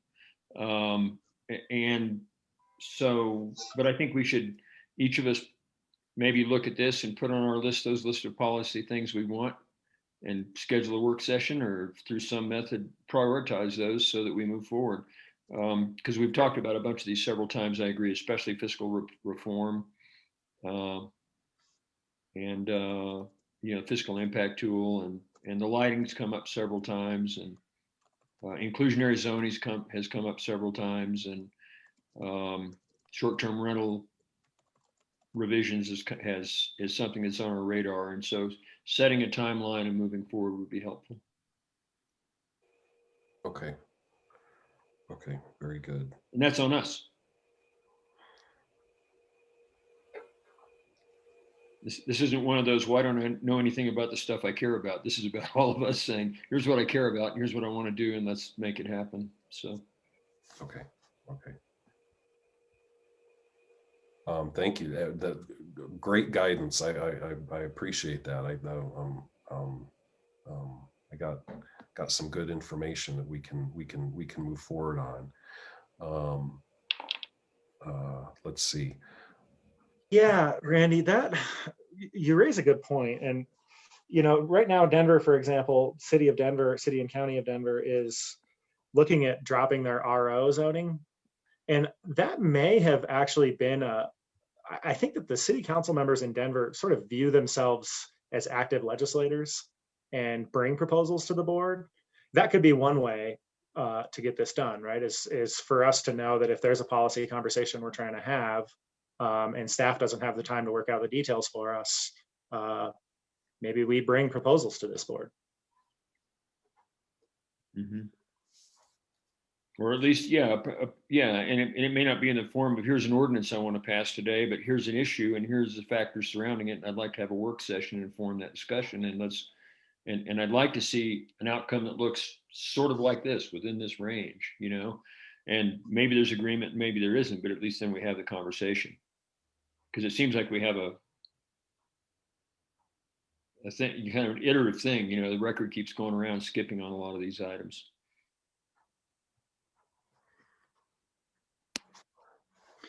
Okay.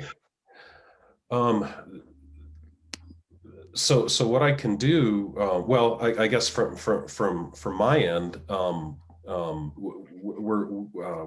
we're definitely going to move forward with short-term rentals regs revisions. That was that's something that I had in mind, and also we can bump up the fiscal impact policy. That's something that we can begin discussing very, very soon as well, because of the information that we have in the master plan.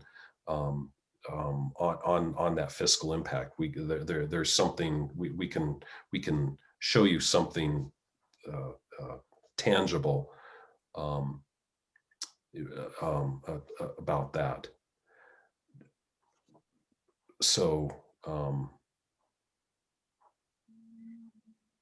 It sounds like, Fred, you can move forward with the items on this list, and that there's some additional sort of strategies and high level goals that we want to add on, like on the short-term rentals, right? Like revisiting and talking about what are the strategic interests around short-term rentals? How would we, you know, what are the data, what's the data about the short-term rental policy right now? And then what sort of policy adjustments might we make to our regulations to achieve the goals that the commissioners, you as commissioners, have for our short-term rental program? Does that sound accurate, commissioners? I think so. Yeah. And I mean, I think just some more opportunity for us to, we didn't really get to dive into prioritizing these except for sort of establishing a couple top priorities. That might be enough. Right. And okay. So how that translates into our regulations and our policies for short-term rentals is the work to be done, and what we would work with you on.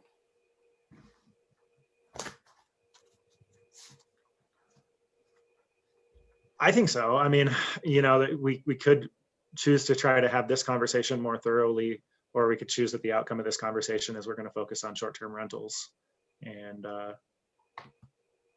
get it done. I don't know, Sean, Randy, what do you guys think?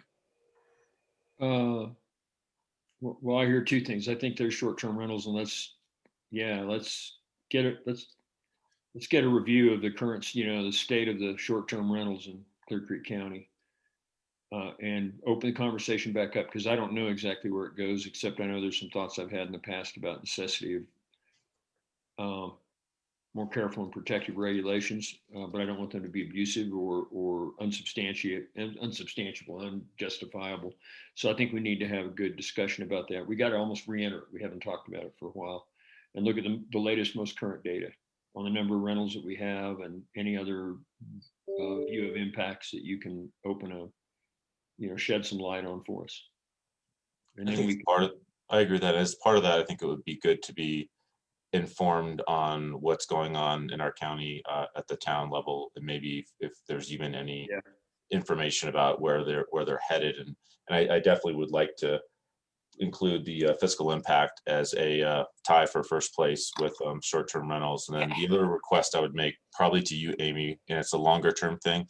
I would love to see this information provided in a more consumable fashion that maybe looks more like a dashboard and could be fit on one page. And then this would be essentially the underlying details that would be associated with that, just so it'd be easier.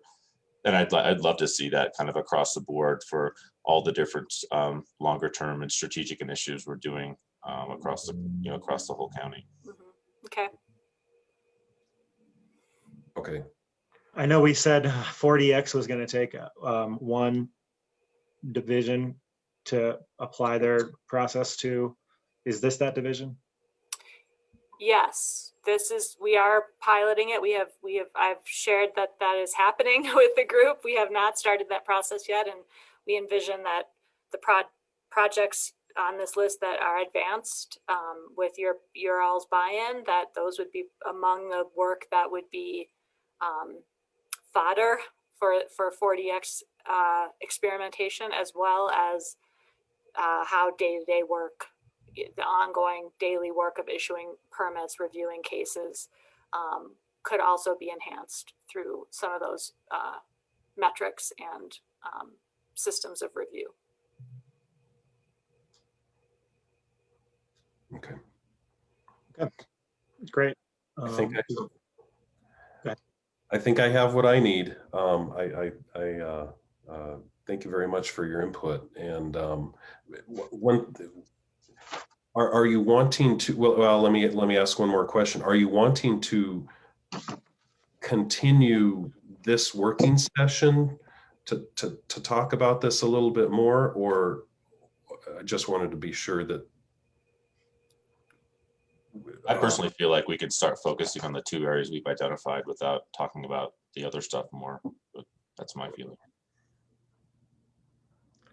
Sean, I tend to agree with you, Sean, with the addition that it would be nice to talk about what's out there in terms of options we have to accelerate this policy review process without being abusive of our staff. And I'm really sensitive to the fact that you guys are working hard, and I don't want the solution to be for you guys to work even harder. Yeah, well, I mean, I think that's Keith's job. You know, I think our job is to express priorities, and then Keith can figure out if we need extra resources, et cetera, et cetera. So if it's important, it's important, and I think it is important. Yeah. Yeah, I'll talk about that with Amy as well. Yep. And I think this overlaps and dovetails with the conversation that Keith included in his manager update around the agendas for the BOCC, the strategic plan, the objectives of the strategic plan, division updates. You know, I think all of that is going to sort of mesh together, and that, but it's just still, you know, Play-Doh still kind of, you know, so we'll keep that in mind and figure out how to make sure you all have the information you need, and staff has feedback from you that they need, and we can all go forward with efficiency and happy flags. Okay. Very good. I think that's all that I have for today. Okay. So thank you very much. Thank you, Amy and Fred. So that concludes the public portion of our agenda. We do have some things to talk about in executive session. So I move the board to adjourn into executive session to discuss the following matters. Pursuant to CRS 24-64024B and F, for the county attorney to meet with the Board of County Commissioners for the purposes of receiving legal advice on specific legal questions pertaining to a zoning enforcement matter in the Pine Valley subdivision, as well as to discuss board procedures to call a special meeting. And 2, receiving direction regarding personnel matters, but not regarding commissioners or elected officials, or to discussions of personnel policies generally. Second. All in favor? Aye. Aye. Aye. Okay, see you all. Okay. Yeah, and just for everybody watching, this meeting will stay live. We will not be discussing anything when we come out of the meeting. We'll just be saying that we adjourn. And so with that said, the board will adjourn into executive session as provided in the motion. No written minutes will be made of that session.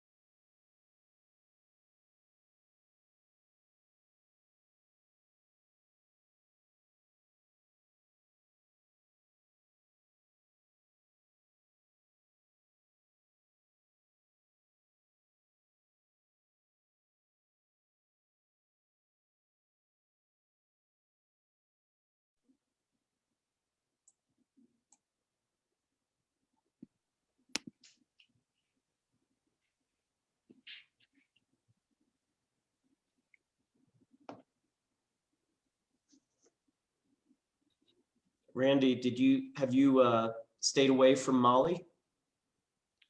Oh yeah, she lives she's actually in Utah right now, and she's staying in Utah and not coming home to even to Paonia, where her boyfriend is and everything, where she lives, until she's got a clear on her test. She had a test the other day, but they're processing it really slowly. So Okay, as long as you're not around her. yeah, and so by the way, George, publicly, I'm sorry for my tone this morning. As I said, I was irritated about some other stuff that come through right before that, scheduling constraints that were dumping on me like crazy. So my bad. No worries, man. So, okay, we're back on the other side of the executive session. We have concluded that executive session. No written minutes were made and no decisions were made. There's nothing remains on our public agenda, and so we are adjourned. Thank you, everybody. Thank you.